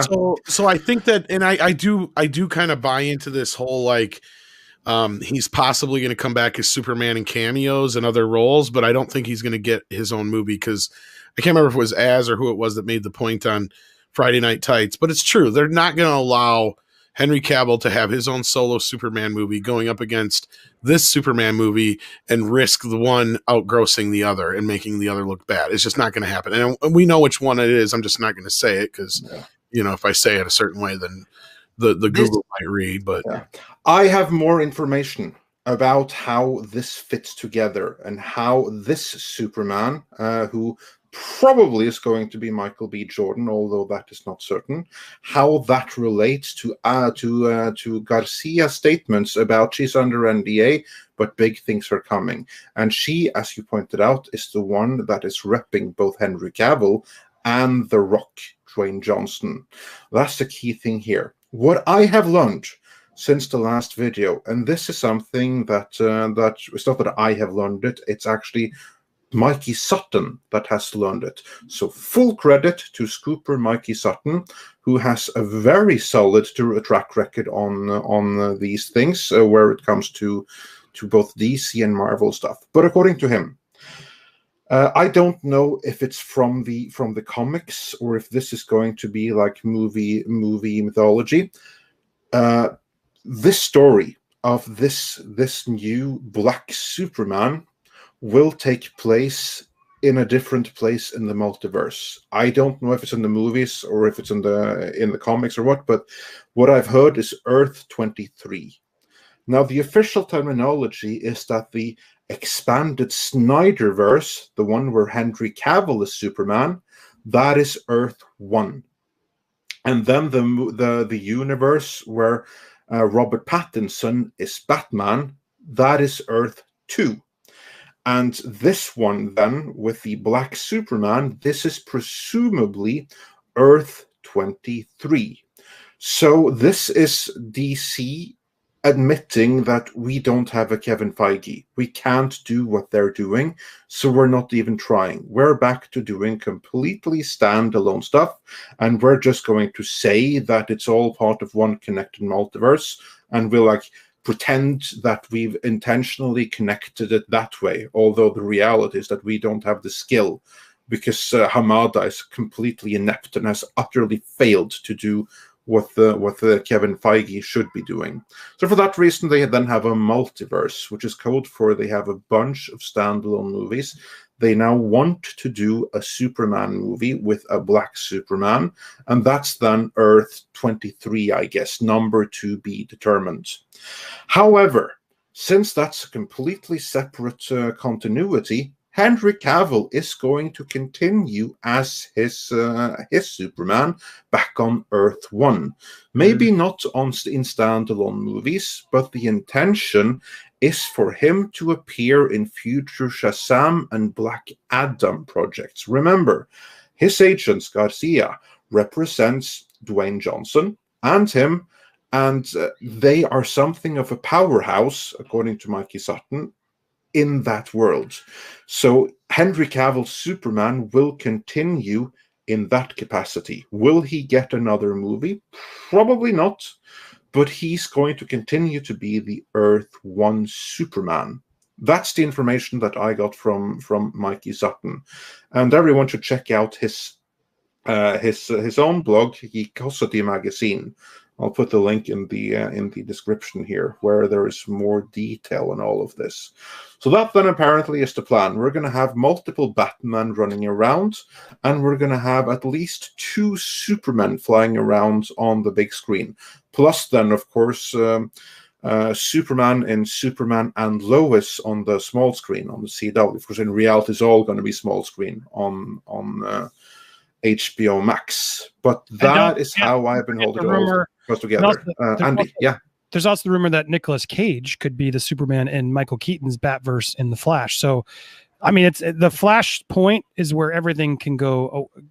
They can solve or fix or do whatever they want in that world and allow each of these universes to exist. So that makes sense. I mean, Calvin Ellis is from the multiverse in the comic run. So, I mean, I think it's pretty obvious that if this is happening, that this is a multiverse Superman after Flashpoint. The question I'm curious, the rest of you, do you believe though that Henry Cavill, even if his agent is The Rock's ex-wife, do you think he's cool just doing cameos to be Superman? There's now a rumor, and I can't attest it at all, but there's a rumor today, some of the clickbait sites, so I don't know, we got this covered, is not one I trust, but that Marvel wants him for Captain Britain if DC passes. But I mean, the truth is, he could totally do a move like that if he wanted to say, piss off DC. Do you guys actually think Cavill wants to still be there and just do supporting roles in the Superman, diet versus try to be like, no, I want my movie.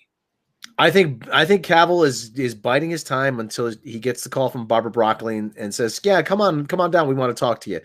Yeah, James Bond's up for casting. Cavill is gonna. He'd be nuts to give up the role of Superman, but at the same time, I'm gonna be honest. This is Warner Brothers covering their asses. This is their way of having their cake and eating it too. If they're saying that this is a multiverse Superman, because now they get to say, oh, if this fails, oh, you're this and that, you're such and such, you're blah, blah, blah, blah, blah, blah, blah. Oh, but we still have Henry Cavill. Don't worry, we still have Henry Cavill over here. He's still Clark Kent. It's thinking that they can pull him out of mothball at any time. And I always call Michael B. Jordan the younger, less interesting, and American version of Idris Elba. Is a guy who's people talk about being in more movies than he's actually in. And I can't help but think that they're setting, I don't want to say that they're setting this up for failure, but don't be surprised if it does. Really, with the names attached to it, and J.J. Abrams is a cultural locust. He's moving on. He's going to use up this too as well. I mean, like I said, but the only cherry left on top of a very large shit sundae that J.J. Abrams is building would be Bond, really. If they brought him in to do Bond, and I shouldn't give them any ideas. Yeah. But they say that this is they're hedging their bets. It's very clear now that they're hedging their bets. But as for the question that Annie asked, can they keep Henry Cavill now that they're going to share another Superman? Can they keep him? Is he going to be interested? That's the question. They're going to sure as hell try. They're going to sure as hell try. I don't think they will. What was that? What was that, Andy? I'm sorry. Mikey Sutton also wrote this Captain Britain rumor. I wasn't just we got this covered. It came from him. I don't know. I can't vouch for him as much. But the fact that Henry Cavill is also being wined and dined to play Captain Britain in MCU. Mikey's pretty legit. He just wrote that this morning. So I take that as you will. Yeah.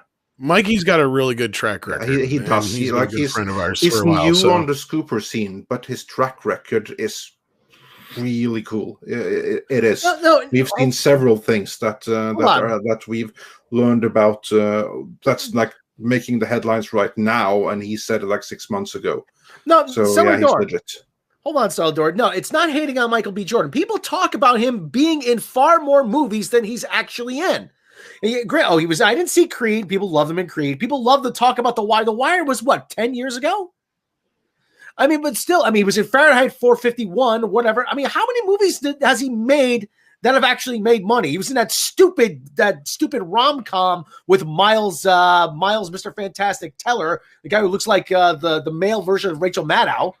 I mean, come on. I mean, like I think the guy has far more credibility people give him than he actually's earned.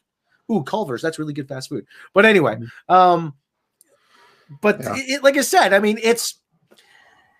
Yeah, okay, if it's the writing, that's one thing, but they are very clearly hedging their bets here. They think, and if I'm Henry Cavill, I just flip the middle finger and say, hey, screw you, I've got my own stuff to do. Later, pal. And then you'd leave him in a lurch, and then Warner Bros. Would say, oh, fuck, now what do we do? Yeah, here's the thing. But that's if you were him. Script doctor. If you're Henry Cavill, as per Andy's question, if you're Henry Cavill and they now give another big screen Superman to another actor altogether that is not him, do you stay on? You have to consider the fact that actors are stupid and they're ego-driven, so probably no, he probably would leave. But at the same time, he also really likes the character, so he will probably play it as often as he's available to, regardless if he gets a full movie or not. The other thing also to consider is that even if he is guesting in another movie, he's probably going to get a lot more screen time compared to any other type of character that would otherwise be guesting in it as also. And another thing to note is that this Earth 23 Superman decision did not come down from the top at Warner Brothers. This is what J.J. Abrams has let come through and be pitched and signed off on by Warner Brothers. Anyone who's currently like doing pitches right now for IP stuff with Warner Brothers, specifically in DC, has to go through Bad Robot. And Bad Robot has been rejecting tons of actually potentially great scripts for the last year and a half. Why? Because they're too good for them? Well, no, this doesn't fit into what JJ wants to do. and JJ wants to do something that he can put his own stamp on as either a producer or possible That's director. what I was hearing. Yeah, That's so funny. you're saying that they were too good for them. No, they need that 25% difference for that sweet merchandise. That's what I heard. Even if you do the Calvin Ellis thing, that's still not 25% different because that's still owned by DC. And he'll make a huge. He'll make they don't need any 25% difference Yeah. here because this here is the original IP. No 25% difference needed. Yeah, other he's got than his $500 million, and that gives him a lot of decision-making power with regards to what he chooses to present to the higher-ups at Warner Brothers in order to get greenlit and proceed further. I can't help but think that J.J. Abrams has committed the biggest daylight robbery in American history with this deal. Well, what I heard, it's astounding, and I don't know exactly what it means, but like one of the biggest issues early on, and this was all because his deal happened, and the Snyder Cut thing all happened, all that stuff all kind of happened at the same time, and like. From what I heard was he wanted his own little pocket universe or something like that to play in, or he had to be able to have all his autonomy. So that's why thought that was funny. You said that script that they've been rejecting all these other things because they didn't fit in his vision. So that clearly tells me that must have been true then, that he has some little idea of what he's going to do, and it doesn't jive with what the other kids are doing. Yeah, and basically right now, because AT&T wants to diversify as much as they can out of DC just to make up all the lost money that's happening on the publishing side of things, they have no issues having multiple Superman, multiple Batman, multiple Wonder Woman, even multiple Flash. They don't care. They just want to get the content out as frequently and as often as possible so that they can make up any losses that they've IP. They want McDonaldization is what they want. And J.J. Abrams is the perfect guy to do that for them. Well, to echo, I believe everything that was just said, but I trust this one very hard. This was not JJ's decision to pass on the script. The one I know, it was someone. It just would make sense if I could reveal it. I can't reveal it, but it's not. I believe JJ is totally trying to do what he wants and make his own pocket. But Warner Media at the same time either is just saying go, no, because if it's not what JJ is thinking, maybe it could be, but. Even people above JJ at Warner Media are still passing on sort of the bigger opportunities. So, which just makes it clear, yeah, they've put their money on JJ, which is terrifying, given that he's destroyed so many franchises already. If they're passing, they're probably passing for two reasons. One, it's not going through JJ as the $500 million deal stipulates, which means this is somebody at a JJ level. Let me say that it's another director who's probably saying, "I want to do my own thing," and they're like, "Yeah, no, sorry, we're not doing it because we have this contract with JJ, and if you want to do it, you got to go through him." And that director will probably be like, "I'm not going through JJ Abrams. I'm bigger than JJ Abrams." Yes, which is insane that Warner Brothers now made a multiverse and isn't allowing good name directors to be able to do properties that have to go through JJ. If that's true, again, speculating if that's really the case. But if that is, then we're in trouble. Yeah. On that note, I have a question for both of you, Andy and Script Doctor. This $500 million deal that Warner Media entered with J.J. Abrams was entered prior to the release of Star Wars Rise of Palpatine, which is what the movie should be called. Yep. Do they have any kind of buyer's remorse? Because, you see that he's attached to all of these things. But really, what he's done is that every single big branded property he's been working on have been left in the rubbish afterwards. He takes billion-dollar properties and turns them into million-dollar properties. Of course, Star Wars was still technically a billion-dollar property, as in Rise of Palpatine did barely limp past the billion-dollar mark, but it was beat by The Joker at the box office, and box office receipts were sliced in half since The Force Awakens. Let's not even begin with Star Trek, that went through the exact same trajectory on the big screen, where the first one that he directed was pretty successful, and the last one that he only produced was such a bomb that China actually ended or changed its funding in Hollywood legislation because so much money was lost on it. don't they have any kind of buyer's remorse? Are the people so completely blind as to the history that he has done to everything that he's worked on? Why do they give him such power in determining what's going on with DC of all things? Like, can they get their money back, Andy? Look, we look at it a different lens than a studio head does. Let's be clear. Do I think he has done those things? Yes, but to a studio's eyes, JJ is a rarity, right? He's someone who can work with everybody, and he can manage such a large thing. And yes, we don't like what he's done, but as you said, begrudgingly, they still did cross a billion mark. He's able. I think some. Again, I'm talking because you asked me what do I think the studio thinks. He has started and launched some things successfully. So if I'm a studio head, who else out there has been able to handle those huge tent poles? You got to remember, that's not just some new upstart or even Zach's, like who's really able of doing that? There aren't a lot of established people who can take over tent pole franchises and please a certain part of the fandom, right? So look, I don't think they do see it the way we do. I think they see him as a valuable commodity. He's liked around town. He works with a lot of people, and it is what it is. You know what I mean? Like I also do think they probably are looking at the fact that the Star Wars fandom is its own thing. They're probably trying to be like, well, that's not going to be us. They don't realize that the DC fandom can be just as intense. But so I don't think they're seeing it that way yet. They have the same issue at DC. It's just not as prevalent because they have so many other issues to deal with. Birds of Prey is an example of it. That is a clear example of there is the same kind of ideal faction over at DC, but they're losing out right now to bigger voices. Like there's other problems they're dealing with that aren't even remotely in that region. But Birds of Prey was clearly people trying to push an agenda there. But Tom, don't you taking the bias out as an industry, like another industry, like don't you think they see JJ as a potential person who can help them? Oh yeah, hinder them. Well, that's what I always try to tell people is like, outside of the industry, inside the industry, JJ is gold.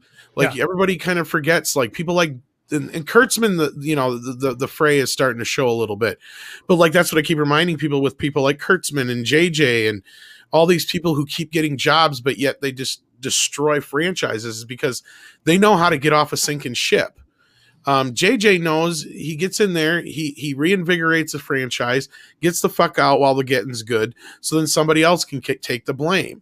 And I bring the same thing up with Star Wars. It's like, I blame him for half the issue because if he would have just stuck with the trilogy, I guarantee you we would have got something better than what we got. But he didn't. He hightailed it out of there after the first film to where they came crawling back to him for the third film. Why did they do that? Because in their eyes, in the Hollywood bubble, he's the one who made the most successful of the films. So he's the guy they went to. That's all. Yeah. So like, again, you look at all his movies, they're shit, but Star Trek 2, Force Awakens, even movies like the Spielberg ripoff he did. I can't think of the movie, the 8. Super 8. Super 8. All those movies made money. All the stuff he produces, like Cloverfield, makes money. And don't forget TV, Alias, and oh god, let's not even get started on TV. I think people because we have emotional frustration with him, they underestimate. He's a very good pilot. He makes a very good pilot. Alias, Lost, I would argue Star Trek. I'd even argue Force Awakens. He's really good at starting something, but then he doesn't know when to leave. And so that's the problem. And I think the studio leaves before it's done. Yeah, for sure. But I think, look, Force Awakens, to me, they could have solved some of it could have worked had someone else really stepped in and worked with it. Like, to me, it's part 2 and part 3 that really, became the dumpster fire of Star Wars. The first Star Trek in 2009, I loved it. So it's like JJ has a lot of good in him. And from an industry standpoint, do they have regret? I don't think so. Like, there's too many wins at high level dollar amounts of, franchise tentpole level that, you hire him to start things. So he's overseeing the development. as a producer, he's better. Let's be honest. I think, and I don't think they are going to have that buyer's remorse. They paid him. You got to commit. And if you pay him, you might look. The reality is, it's not the popular answer, but if you paid him that much money, yeah, you turn down all the other shit and you say, all right, what do we want, JJ? Because you paid him that money. You're supposed to like pick somebody and then let them do it. Now, if he hangs himself and makes terrible DC properties, they'll learn the way. But I don't know. You gotta. If you hire somebody, you gotta let them work, I think. And so I think they're gonna. Yeah, and that's the same thing with Kathleen Kennedy. I mean, she was renewed because the first 3 things she shot out of Disney were technically successful. Even though The Last Jedi was the downfall of the franchise, it still technically made money. And critically, it did fine. That's the thing. That's the other thing that I keep trying to tell people is they're setting this stuff up to where it's like they even say it in certain other places. So I don't understand how some people have a hard time believing it. But they're literally trying to get the higher ups to go, okay, fine. These customers we're losing right now because of Gina Carano, those are customers we didn't want anyway. They have this mentality. They're like, we don't want them customers. And all the customers we're going to bring in because it's quote unquote safe now, it's going to be so many more. But they're starting to see through that a little bit. And that's where I think things are starting. They're trying to come up with other ideas. That's where I said, I swear they're trying to build this narrative to where they're going to try and put, KK in the spotlight of being a victim through all this. And it's all, they're going to point the finger at us, guys. Who do you think they're going to say is the one going after her? Again, this is all set up to where they can protect Queen Kathy. It's the same thing with a lot of these other people. Look at Kurtzman. He can put the blame to everybody else. The Mummy, fans. That was Tom Cruise's fault. Star Trek, it's the toxic fans. All this other shit. It wasn't until he touched Claire Reese did they finally have the balls and the gall to say this guy shouldn't be touching anything. Why? Because it's something they give a shit about. See, these other things, they're just nerd properties that needed fixing in their eyes. The media runs with this shit. There's a whole group of people within Hollywood, not just in Lucasfilm, not just in Disney, but everywhere, where they feel like that's what they need to do. They need to infiltrate this nerd culture, and they need to fix it because it's too male-centric, and they see it as white males running it. They don't even stop to think that there's lots of other people from lots of different places that have lots of different backgrounds that are in this. Like Paulie's right here. He'll tell you all kinds of stuff about, the Latino experience when it comes to nerd culture. Hell, we talk all the time about it. And that's just one aspect.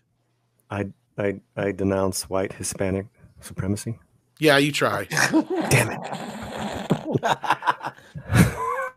No, but I mean, it's ridiculous. And I brought up, they just want to change everything to this, like, it's good for us. You know what I mean? Like Andre, you know what I'm talking about. Yeah, I'm also really curious to what Screen Doctor has to say on like how confident are the power of Warner that now that they have JJ, who they paid $500 million for prior to Rise of Palpatine, are they still confident that they're going to get their money's worth? On the film side of things, yes, they are, because J.J. Abrams is the concept king. His concepts are crap, but they're exciting enough to actually get people interested. And as we've seen from his track record, they don't ever stick the landing. The only time J.J. has ever been brought into a franchise and actually allowed for it to flourish and be successful was Mission Impossible. That's the only time he saved Mission Impossible, and he's been riding that ever since. It's true. The other side of it is that the accountants that understand the concept of merchandising are really pretty much crapping their pants right now, because they have seen the fact that J.J. Abrams' involvement has destroyed merchandising for Star Trek and merchandising for Star Wars, which were really the big money makers. DC and their properties have only existed because of merchandising and licensing through the films and through toys and all those like bed sheets, t-shirts, all that stuff. The comics don't make money. So here's the problem. J.J. Abrams has never been in any of the franchises to make huge at the box office. He's been there to get a slice of the real money, which is the merchandising. Just like Yogurt says in Spaceballs, it's all about the merchandising. That's all that J.J. Abrams is there for. That's all he cares about. Point of contention with Star Trek, exactly. Yeah, that's all he cares about. He does not care about the narrative, the story, the whole woke agenda stuff. He's just towing the line to try and make sure he can get a slice of that merchandising, because that stuff never goes away, except for the fact that he is the first producer in Hollywood since the 80s who has never been able to actually get something that is an IP more successful on the merchandising side of things ever. That is unheard of, and that's why accountants at Warner Brothers, at AT&T, at Disney, at Paramount despise him, but they don't have a big enough voice to do anything to thwart that off. From the production side of things, yep, his movies make money. Sure, they're expensive, but they make money, but they don't see beyond that, and that's the biggest problem, because Paramount and Disney, Lucasfilm, relied on the merchandising stuff to keep some of those franchises into the conversation so that they can market newer properties of TV and film. JJ can't do that. So they're going to learn the hard way. The producers are going to learn the hard way over the long term. I think it's going to be about 2 films before they actually start realizing that they made a mistake with JJ. Well, and the only time JJ had anybody come out nearly close to coming out against him was when Paramount was pissed because he left them for Star Wars. And I'm sure that they handled that with kid gloves as much as possible, because like you said, Script, they didn't want to, fuck up their relationship with, him and Mission Impossible. And Mission Impossible, Tom Cruise and JJ are still really good friends. Yeah. And Mission Impossible is a different kind of animal, though, than Star Trek. I mean, yeah, it's a classic franchise, and it even suffered from the same exact problem that Star Trek did. Is once the separation happened, they had to basically, it was, the TV show was under one roof and the movies were under another roof. Yep. And it just so happened that for JJ, it benefited that Mission Impossible didn't have the same kind of following that Star Trek did.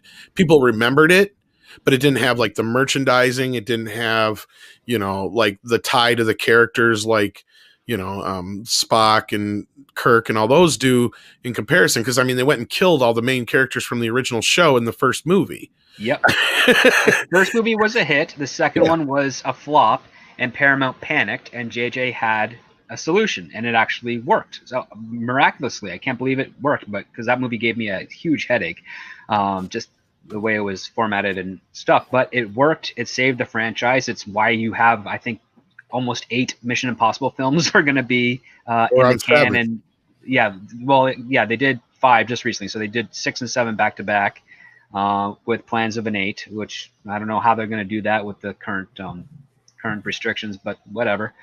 But yeah, it's a franchise that Tom Cruise loves, that is actually afloat, because it was pretty much dead, almost dead after Mission Impossible 2. Yeah, I hated that fucking movie. That movie destroyed so much. Like, it destroyed X-Men and everything. Mission Impossible 3 is one that doesn't get enough credit. Philip Seymour Hoffman was fantastic in it. He was, yeah. 3 was actually a pretty solid entry that I think people move on and forget about, but he's right. He totally pivoted that franchise to a better place. But that's Tom Cruise's franchise. Even JJ at that point couldn't just take it over. I think JJ was still. That's why he's not back as a director. Yeah, JJ was still sort of new at that point as a film director, so it makes sense. But it's a good example if he was able to do it. Yeah, and that lasts for 20 years, man. Like, when you do something really good in Hollywood, you can ride that for 2 decades easily. And let's just look at Akiva Goldsman, like A Beautiful Mind. He's been milking that off for forever, and that's not even an original screenplay. He adapted that from a very well written book. Like, he didn't have to do much to make that a movie that was good. No, you're right. Go ahead, Andy. No, I was going to say that the comparison to me is like Kathleen Kennedy is the Jeff Johns right now. Like, Jeff Johns, through all his trouble, staged himself onto Wonder Woman and sort of rode that wave. And now Kathleen Kennedy is trying to take credit for Mandalorian by saying, I brought the two together. Like, it's out there. See, they wouldn't have done it if I didn't think to put them together. And so that's also a trick in Hollywood. You just ride a success, you attach, barnacle yourself to it, and then suddenly you can get a little bit further. So I like to call John it Peters did it, Javier Rod. I like to call it the Amy Pascal. Amy Pascal, even Robert Evans did it. One of the better producers of like the 60s, 70s. He's the one. He's done that stuff too. It's the part of the game is that if you're a producer and you don't have any other skills, it's all about how do I make this about me? Because I don't, they're going to realize I'm useless, and then I'm out of a job. So that's what they do. Glomming onto something to someone else, or someone writing someone's coattails. Yeah. Well, and Kurtzman did kind of get a little punishment. He hasn't directed a movie since, to my knowledge, so I don't think he's going to get a movie anytime soon either after that. And I'm just waiting for the right project. No, I think his biggest mistake was he got full of himself and he jumped on Clarice and thought he was going to be able to continue to do what he's going to do. And I think I don't think he's too long in the tooth for Star Trek anymore. Does that necessarily mean that Star Trek's out of the woods yet? No. We've got Akiva Goldsman who's still there, pretty heavy duty, because that's kind of what I think is happening, is that Kurtzman's going to kind of slide out. Goldsman's going to continue to finish out these shows that are there, because that's kind of the way I took that story, and the way they're talking now is Section 31 and everything else aside from the shows that are on the air now are coming like Prodigy. That's it until this is done. They're going to let this kind of ride out, and then they're going to do something else. Well, Goldsman and Kurtzman are in fire sale mode. So, and by that meaning they're taking as many jobs as they can. So Akiva Goldsman is currently working on Strange New Worlds. He's working on Titans, and he's working on, I think, 3 other shows at the same time. And then Kurtzman's got all the stuff under Secret Hideout that he's getting himself involved in for who knows what, not just Clarice, not just the Star Treks, but all the other things. They're doing this because they probably know that their time is short. Because I've never seen a writer take so much work on right away without realizing that, they're not going to have those opportunities 5 years from now. And it does kind of support the whole thing that, and we may have just caught it way early in the process, and you can, explain that, possibly script about how long these things sometimes take to get off the ground. But that could be why there's that whole con thing that's going on. But Kurtzman or anybody else from Star Trek are not involved that we know of, and it could just be a reworking of the Meyer script because he's not involved either. Yeah, development is hell. I mean, the only time something goes really fast is when there's a lot of money behind it and the big players are pushing it through, and that really only works over at Marvel right now. They're the only ones that have that formula bit. Everyone on the panel, we know about season 4 of STD being in production. That can mean anything.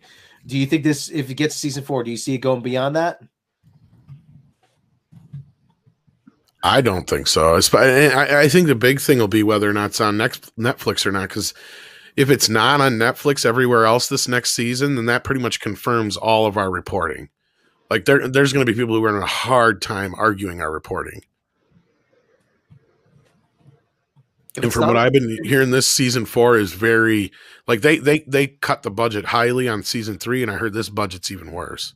If it's not on Netflix, where does it go? Does it go to Amazon? Paramount Plus. Paramount Plus. I mean, Paramount Plus, and globally, then it'll be sold to Canadian Sci-Fi Channel and a couple other affiliates as well. But they're not going to get a whole lot of money off of that. I think they did because it's all second and third window access because Paramount Plus is primary.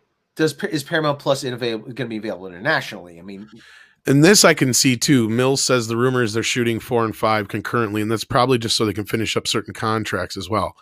Because that was shorter seasons. Yeah, they can get away with that. 8 episodes per season. Don't be surprised if you have 8 episode seasons. I bet you it's 10. Because they went from, what was it, originally 20? Then 20 to 16. Then they went down to 16, yeah. And then 13. Yep. Yeah, I think the writing's on the wall with that one, because it didn't take them long to cancel Twilight Zone, because they couldn't even try to make that look like a hit.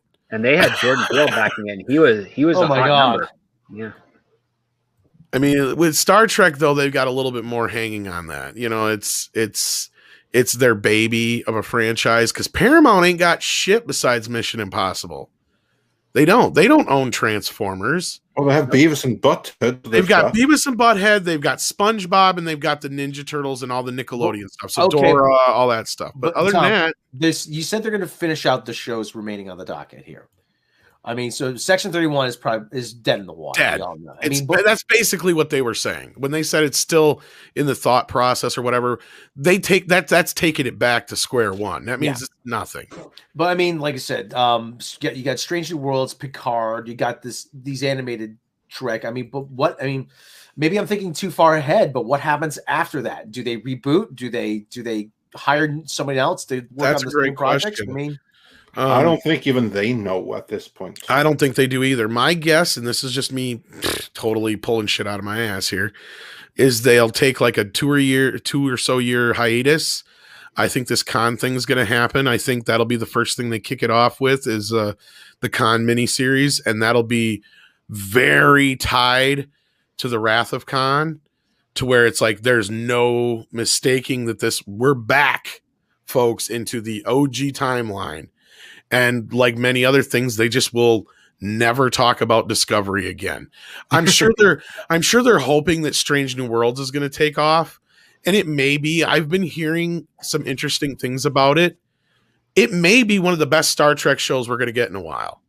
Because that's not saying much. I know that's not saying much, but I've been hearing rumors, and this is all because Kurtzman's little grubby fucking paws are as far away from it as possible.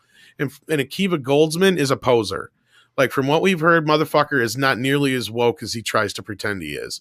So what I've been hearing about this show is that it's the closest we're going to have to like classic Star. It's all going to be, just basic kind of like TOS kind of Star Trek, from what I've been hearing. Sure, it's going to look like the newer stuff, but from what more violent than the original. And it's going to be a lot more violent and all that kind of shit. Yes, but fingers crossed, this could fall somewhere between original Trek and JJ Trek.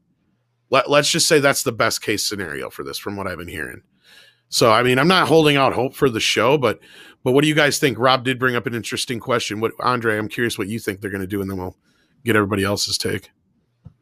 No, I think you're right. I think that right now they're going to ride out what they have, let all the contracts expire, and then we're probably going to get that con show, and that is going to be like the key to relaunching. It's not going to be like announced as a major reboot, but probably, depending on who they're going to have running it for them, that's going to be a return to something closer to Star Trek. And then this whole Discovery era is going to be like a sad chapter that no one talks of again. I mean, they already established multiverse that you can consign it into, that it actually consigned itself into, if you want to be technical about it. It was a dream. It was all a dream.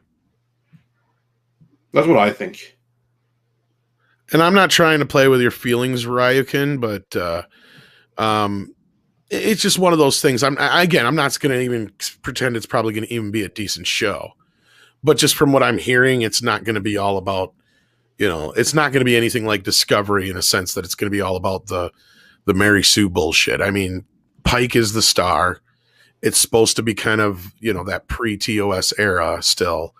And Akiva just wanted to make a fun show, I guess. And the reason this show exists, and to the best of my knowledge, and Andre or whoever can back me up or come against me if I'm wrong, is just because of the reaction to Anson Mount as Pike. From what I know. Absolutely. Yeah, that's the whole reason. Whole reason. So that's one of the few times they actually heard the fans. Now, it's not necessarily that what we were saying we wanted a show with him, but we were just saying, oh yeah, he actually feels like he's in a Star Trek show.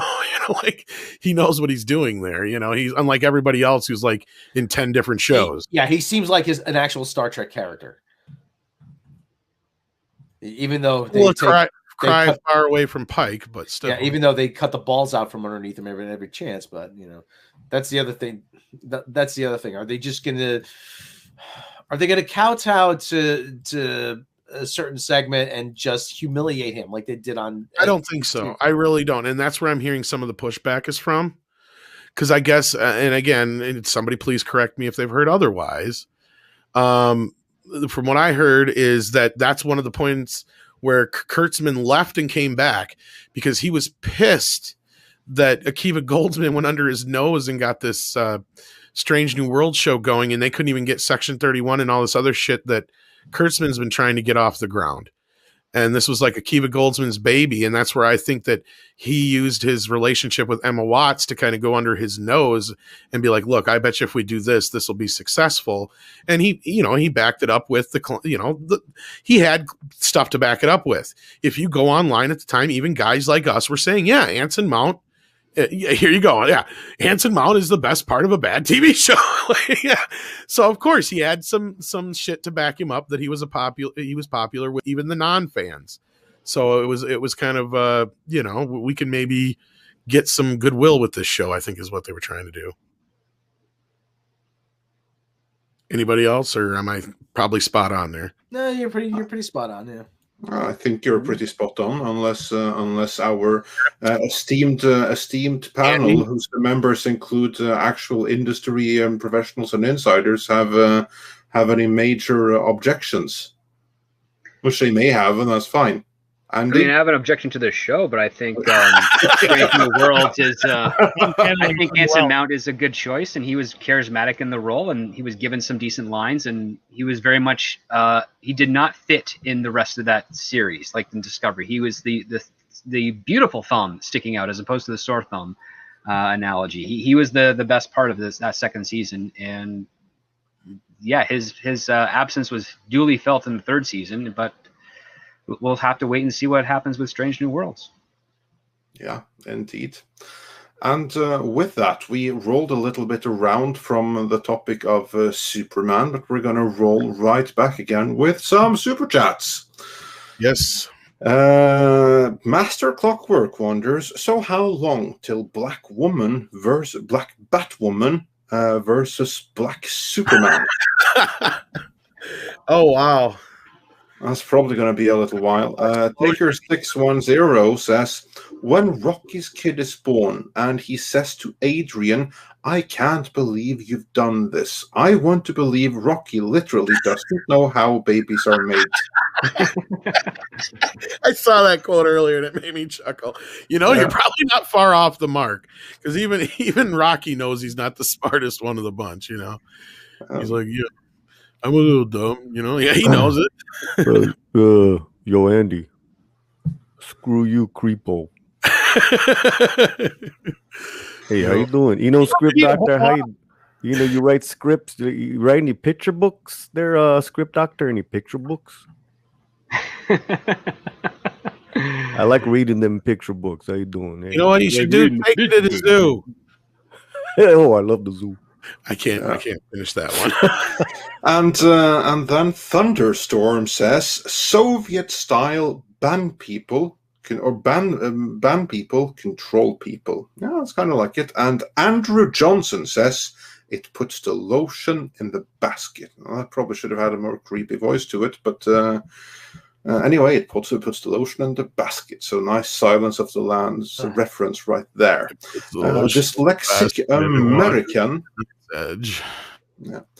Dyslexic American says, turns out the real reason the whole thing with Gina happened is because they think she's a witch and allegedly turned KK into a newt.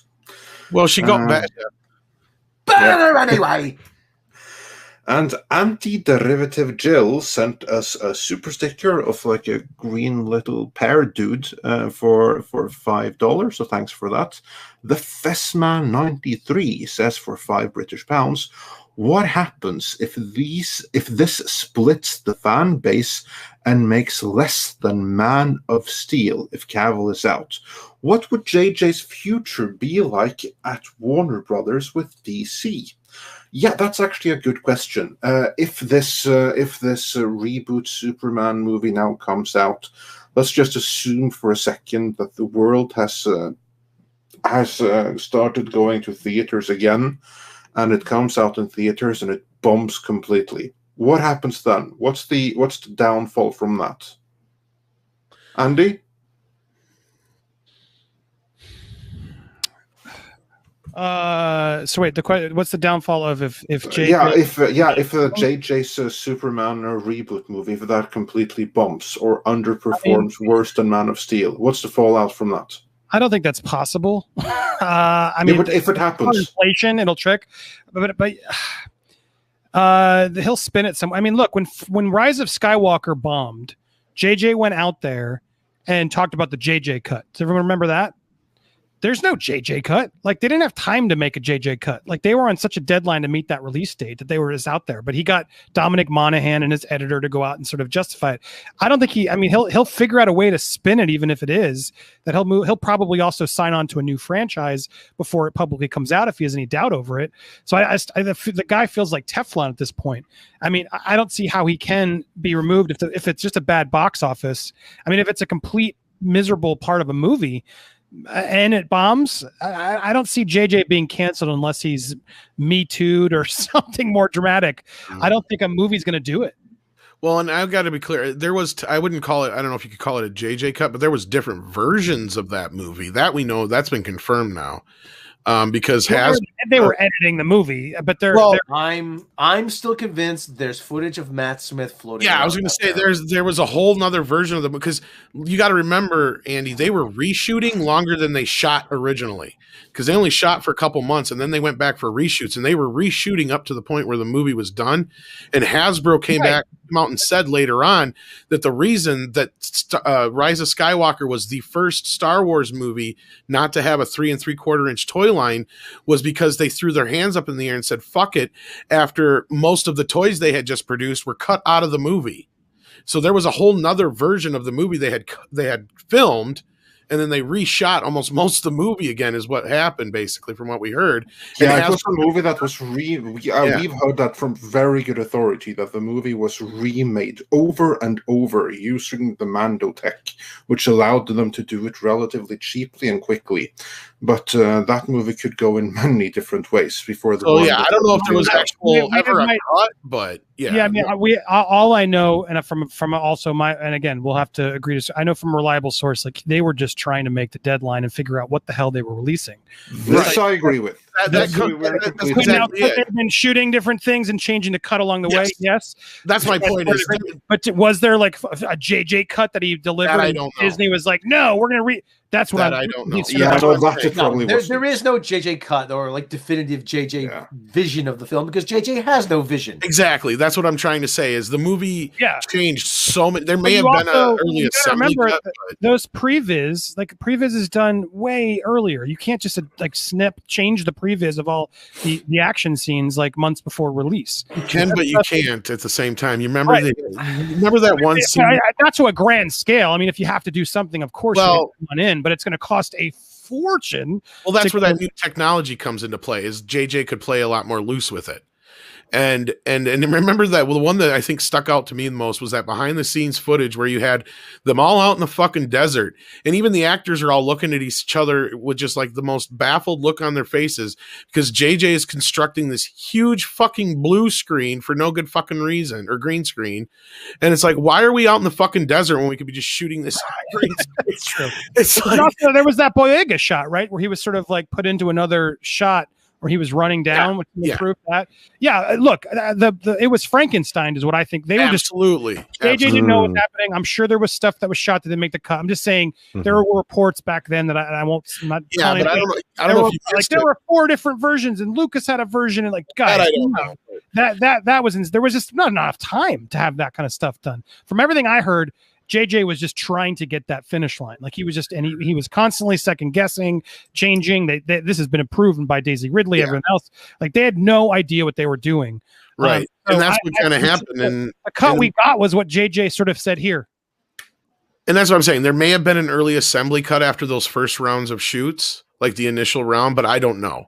But what I do know is, like I said, we were confirmed that things changed so many fucking times that's why there was no toy line. Because they had no toys to go with it. We never shared our story, but I mean, from a Kathleen Kennedy perspective, what I've heard from very, very, very reliable sources is all she cared about was Rey. Like all she. I'm not surprised. She was only. Of course, everything else sort of was like let JJ go do his thing, but the only thing she really was paying attention to and making sure was what her standards was the arc of Rey. Again, her own self-insert. That, of course, is the priority. Yeah, but so the reality is, like, I just think JJ JJ put it out there, and it is what it is. But I just point out, like, there was a moment there where he was trying to, like, no, see the JJ cut it. There was so much shot. I wish we could say, like, not lies probably, because they shot extra scenes. Every movie does. But do you guys remember that spin? There was a whole thing of him trying to put out there the JJ cut. So I bring it up of, like, he's smart. Like, he doesn't F around this industry. Like, he totally had his camp figure that out. I kind of pulled the Josh Trank. Oh yeah, absolutely. Like the Trank cut. That's kind of like the same thing. And I think what he's trying to say with that was, like, he had an initial vision, and it wasn't so much even just this movie, but the initial. Because here's what I'm getting at is and I try to correct everybody every time they say, "Oh, there was no plan. There was no plan." It's like, yes, there was a fucking plan. And Daisy Ridley and Simon Pegg and Colin Trevorrow was involved in that plan too, and totally. Colin Trevorrow was part of that plan, and Ryan Johnson was the one who threw it out the fucking window, and KK let him do it.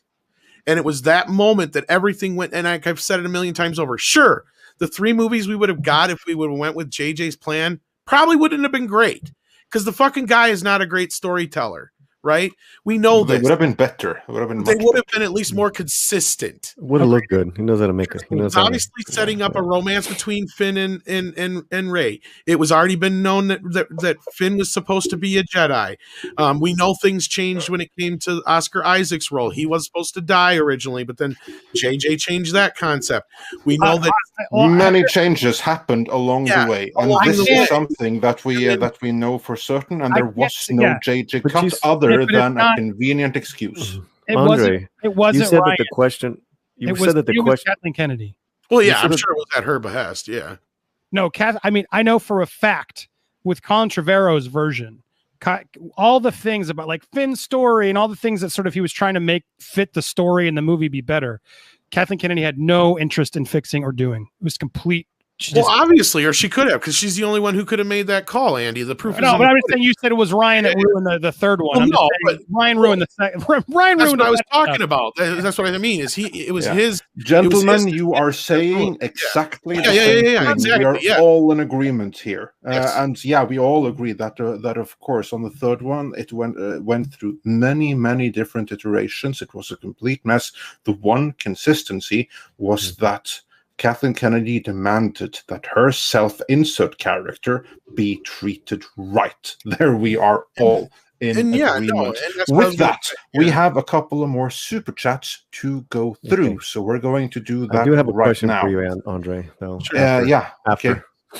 Yeah, that's fine. And the Christopher Tock says, Shaq as Steel in the multiverse. I would not be surprised. Did he pop up in Flash? What do you think, Andy? So who is in the Flash? Which one? Shaq as Steel. Could that happen? Honestly, I wouldn't be surprised if there's so many potential. I mean, between that one and Multiverse of Madness, both DC and Marvel are about to throw the kitchen sink into cameos, from what I'm hearing. Some we probably won't even know because they'll shoot them so carefully and quickly. But I don't think Shaq will be there. I think they're focused on some more fun ones. But anything's possible at this point. Yeah.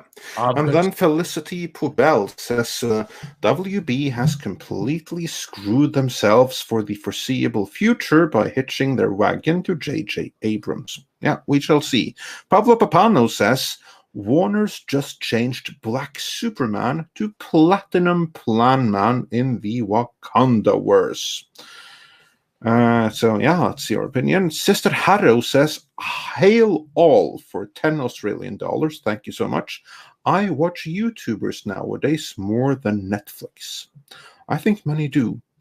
And Lady Ruscolin says, Star Trek, The Force Awakens, and Mission Impossible all feel like badly written parodies of the material. Bad Robot is where creativity goes to die. Jack Hudson says, who keeps giving JJ money just to copy and paste movies? They should know by now that he can't be creative. Well, Andy, just a few minutes back, he gave an excellent reason into their thinking, so that's the studio perspective right there. Albatross says, you're not wrong about the blame game. Wasn't there a rumor saying its faction is happy the fandom's at war? From we've heard, one faction there wants to see everything burn, so as long as they gain from it. Mr. Ticklefrunk says for $5 Canadian, when you hear and read still in talks about, it just means someone said, hey, we're still not doing Section 31, right? Yeah, that's never going to happen. Pretty much. Well, I think the bigger part was the walk back, because before they were breaking scripts. Script had mentioned that before too. Like before the news was, yeah, we're full steam ahead. In fact, they even had certain people signed on or whatever for it already, including what's her face who plays Georgiou, Michelle Yeoh. I mean, and then we were hearing rumors that her agents were getting pissed because she had other things coming up, and they had her under contract for that, and it wasn't happening like it was supposed to, or something to that effect. Correct me if I'm wrong, Andre. I'm not entirely sure, so we're gonna have to get back to that. Well, it had to do with Shang-Chi because it kept bumping up against Shang-Chi or something like that. Yeah, well, there's a schedule conflict. She had reserved time, but the trades kept on promoting Kurtzman's little story that they're breaking story on Section 31, which they've technically been breaking, I guess, for the past 4.5 years. Yeah. Yeah, that's the part. And now they've backed it up to just thoughts and talks. Yeah. So, yeah. And moving on from there, we have another Trek question. HyperGyver2 says, I'm curious as to what everyone's favorite Starfleet uniform is. The Monster Maroon, the Wrath of Khan to the TUDC is by far the best looking uniform to date. So then he refers to the red one with the black trousers. As for me, petticoats, yeah. Yeah, what's your favorite uniform script? I like the TOS ones. I like the dynamic colors. It's simple, but I do also have great reverence for the petticoat because it's way more formal. But yeah, I like the old school ones from the old days, Command Gold, and yeah. Andy, your favorite Star Trek uniform? I like the Next Generation sort of original version. That's a maroon color, right? Is that what it is? Yeah, kind of. Depends on where they're from, but yeah, reddish, deep red. That was actually purple initially, but the cameras and the lighting distorted the color into red. Yeah, that's the same problem with the gold turning green in the original series. Well, it was green, but it looked gold. Yeah, or that was what it was. Yeah, sorry. Yeah. Paulie, your favorite Star Trek uniform? Yeah, there's something very like Fat Elvis about those mid '80s Wrath of Khan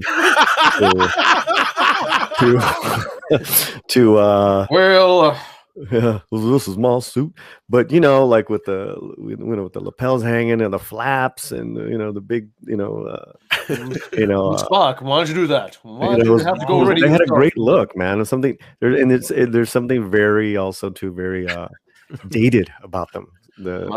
I love those. Those ones I grew up on. I told you the needs of the many outweigh the needs of the few or the one. Excuse me. Thank you very much. Excuse me, Spock. That's what I can think of. All I think of when anybody says Fat Elvis is the Eddie Murphy bit. Yeah. Rob, your favorite Star Trek uniform? I like the Next Generation, and also like the petticoats. I do like the red petticoats with the black trousers. Tom, and yours? Boots. I kind of like the movie TNG ones that they kind of went through, and I think one of them ended up being like what was it, DS9 or a uniform or something like that. Yes. I thought those were a bit more regal looking, but otherwise, yeah, I got to go with either TOS like script because I love the coloring and the contrast and the simplicity of them, or the movie the TNG one, or the not TNG but the Wrath of Khan ones that they brought up in the super chat. Yeah, exactly. I was worried for a second. I thought you'd been abducted, Andy. No, but I got to say this though, for all those people who said that all those times, remember the same people that said all this time that Section 31 was greenlit are the same motherfuckers who said we were liars. Just remember that. Yeah, and as for me, I agree with script. I'm weak for the original ones, with the TNG movie and later DS9 ones as a good number two. But original series all the way for me. Jason Blanquiron sent us £99 super sticker of like a little pear guy, so thanks for that. Mills says for 14 South African rands, you can't build goodwill when what you built on is fucked. So yeah, there you go. Marcos A says, "Try." He's gonna try. Midnight's Edge, really insightful show today. Tom and Andre, the panel, Paulie, Rob, Script Doctor, always awesome. Always great seeing Andy on the show. We're glad to have him. Yeah, and then Brett Cohen. So I think that he's allowed. Let's see if we can bring it up on screen. If it's for reason enough. No, I can't bring it up. So Brett Cohen, and I think that he's allowed to say this because his name is Cohen, says the best, and this is Cohen, the best cut JJ is ever going to have was at his circumcision. Cohen said that. Oh, wait a minute. I'm not touching that. So yeah, thanks for sharing that with us, Brett Cohen. To make that abundant. You do express that, huh? And with that, we are all caught up. Are all caught up indeed. So with that, I would like to say thank you to our most excellent and revered panel for today. We are so glad that you could pop in and join us. Andy, always a pleasure. Where can people find you? Popcornplanet.com is always where to find me. I have a second channel called Movie World because some people get annoyed by my commentary. They say you're pleasing the alt-right. How dare you? Just because I have opinions that aren't what they used to be. I'm more independent. But I have another one called Movie World, and I'm starting to post more movie content there. So those are the two places you can find me: Popcorn Planet and Movie World. And I'm going actually, if I can plug another thing after this, my colleagues who called the Planet of the Nerds are doing an International Rare Disease Day Streamaganza telethon today. I'm going to be there next. So come find me there if you guys are looking for more to do after this. Awesome. And is that thing that we talked about this week, or is that not set in stone yet? About it could be. Actually, let me tell you. Let me line it up with you afterwards. Okay, I didn't want to plug it if it wasn't. Nerd Wars is what you're talking about, right? Yes. I just got to figure out. Did we say this? Anyway, we'll talk. DM me. But yes, you guys will come on Nerd Wars soon because I'd love to have you guys. Yeah, one of these Thursdays we'll say. I want a topic to work, and I might need to push it this week because I want to do. Does WandaVision suck? But I want to wait till the whole show is over and then get someone who hates it and someone who loves it to go. So we'll see. Stay tuned. All right. On that note, though, we will catch you soon. And I did bring you in here for one reason, was because I thought we were going to talk about the Amber Heard stuff, but we may get to that on the next show, so we may have to have you back one of these days. She's a liar. There you go. But no, we do this for that video. I can't confirm it. I've heard from a source that James Wan has fired her already. But yeah, we got a video coming, so I'm waiting for I want to be able to say Amber Heard was fired with 200% positivity, but it doesn't look good for her.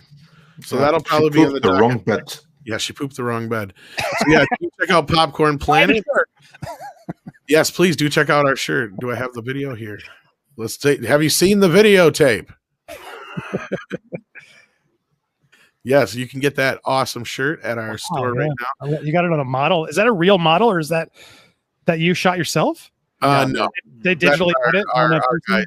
I don't know how they do it, but yeah, I'm assuming it's something like that. You check out Popcorn Planet, and like I said, we'll try and have Andy again this week so we can talk some Amber. Always happy to talk Amber Turd. Yeah. All right. Indeed. And Script, thanks for joining us today. Always a pleasure to have you on. Where can people find you? Well, thanks again very much for having me today. It's nice to have been back. You can find me on youtube.com/scriptdoctor, and be sure to follow my Twitter at scriptdoctorphd, as I am going to be doing another live show on another channel later this afternoon, right before, about 2 hours before Toxic Femininity. So if you want something to do, come join us over there, and we'll lead into Toxic Femme for you guys to have fun that night. All right. And also check out the Latino Slant. Speaking of, we have a video that's going to be dropping very soon that was a co-production with us. Isn't that right, Paulie? Yeah, our first of many. First of two with actor Matthew Lillard. And I like him. Yeah, playwright Oliver Mayer. We got that interview yesterday. So this one, first one will be on the play event this week. And then Tom has one he's creating out of that. That's more about Matthew's career. Yeah, so stay tuned for that one as well. But for here in a little bit, I believe we're going to be dropping the first of them, and that'll give you all the info you need to know to see the live show that they're going to be doing on the 3rd. So check into that, and then later on this week, we're going to drop some more of that interview where I talked to Matthew about Scream and Hackers and Scooby-Doo. It's not a huge interview, but we only got him for a short time, but it's really interesting and some cool stuff we got to talk about. So do check that out. And also check out Mary Mayhem's channel. She joined us for a little bit ago, and she'll be with us tonight on Toxic Femme, as Script Doctor mentioned. So we hope to see you all then. With that, Andre, was there anything you had to bring up before we go? Yes, one final thing. Yes. I am a huge fan of the movie Dredd. And I know that many of you out there in the chat are fans of Dredd as well. Well, in 10 minutes, I will be over at Mr. H Reviews, and we are going to be doing a live retrospective review, call it what you will, of that movie. So for anyone who is interested in that, come join me over at Mr. H Reviews and talk some Dredd.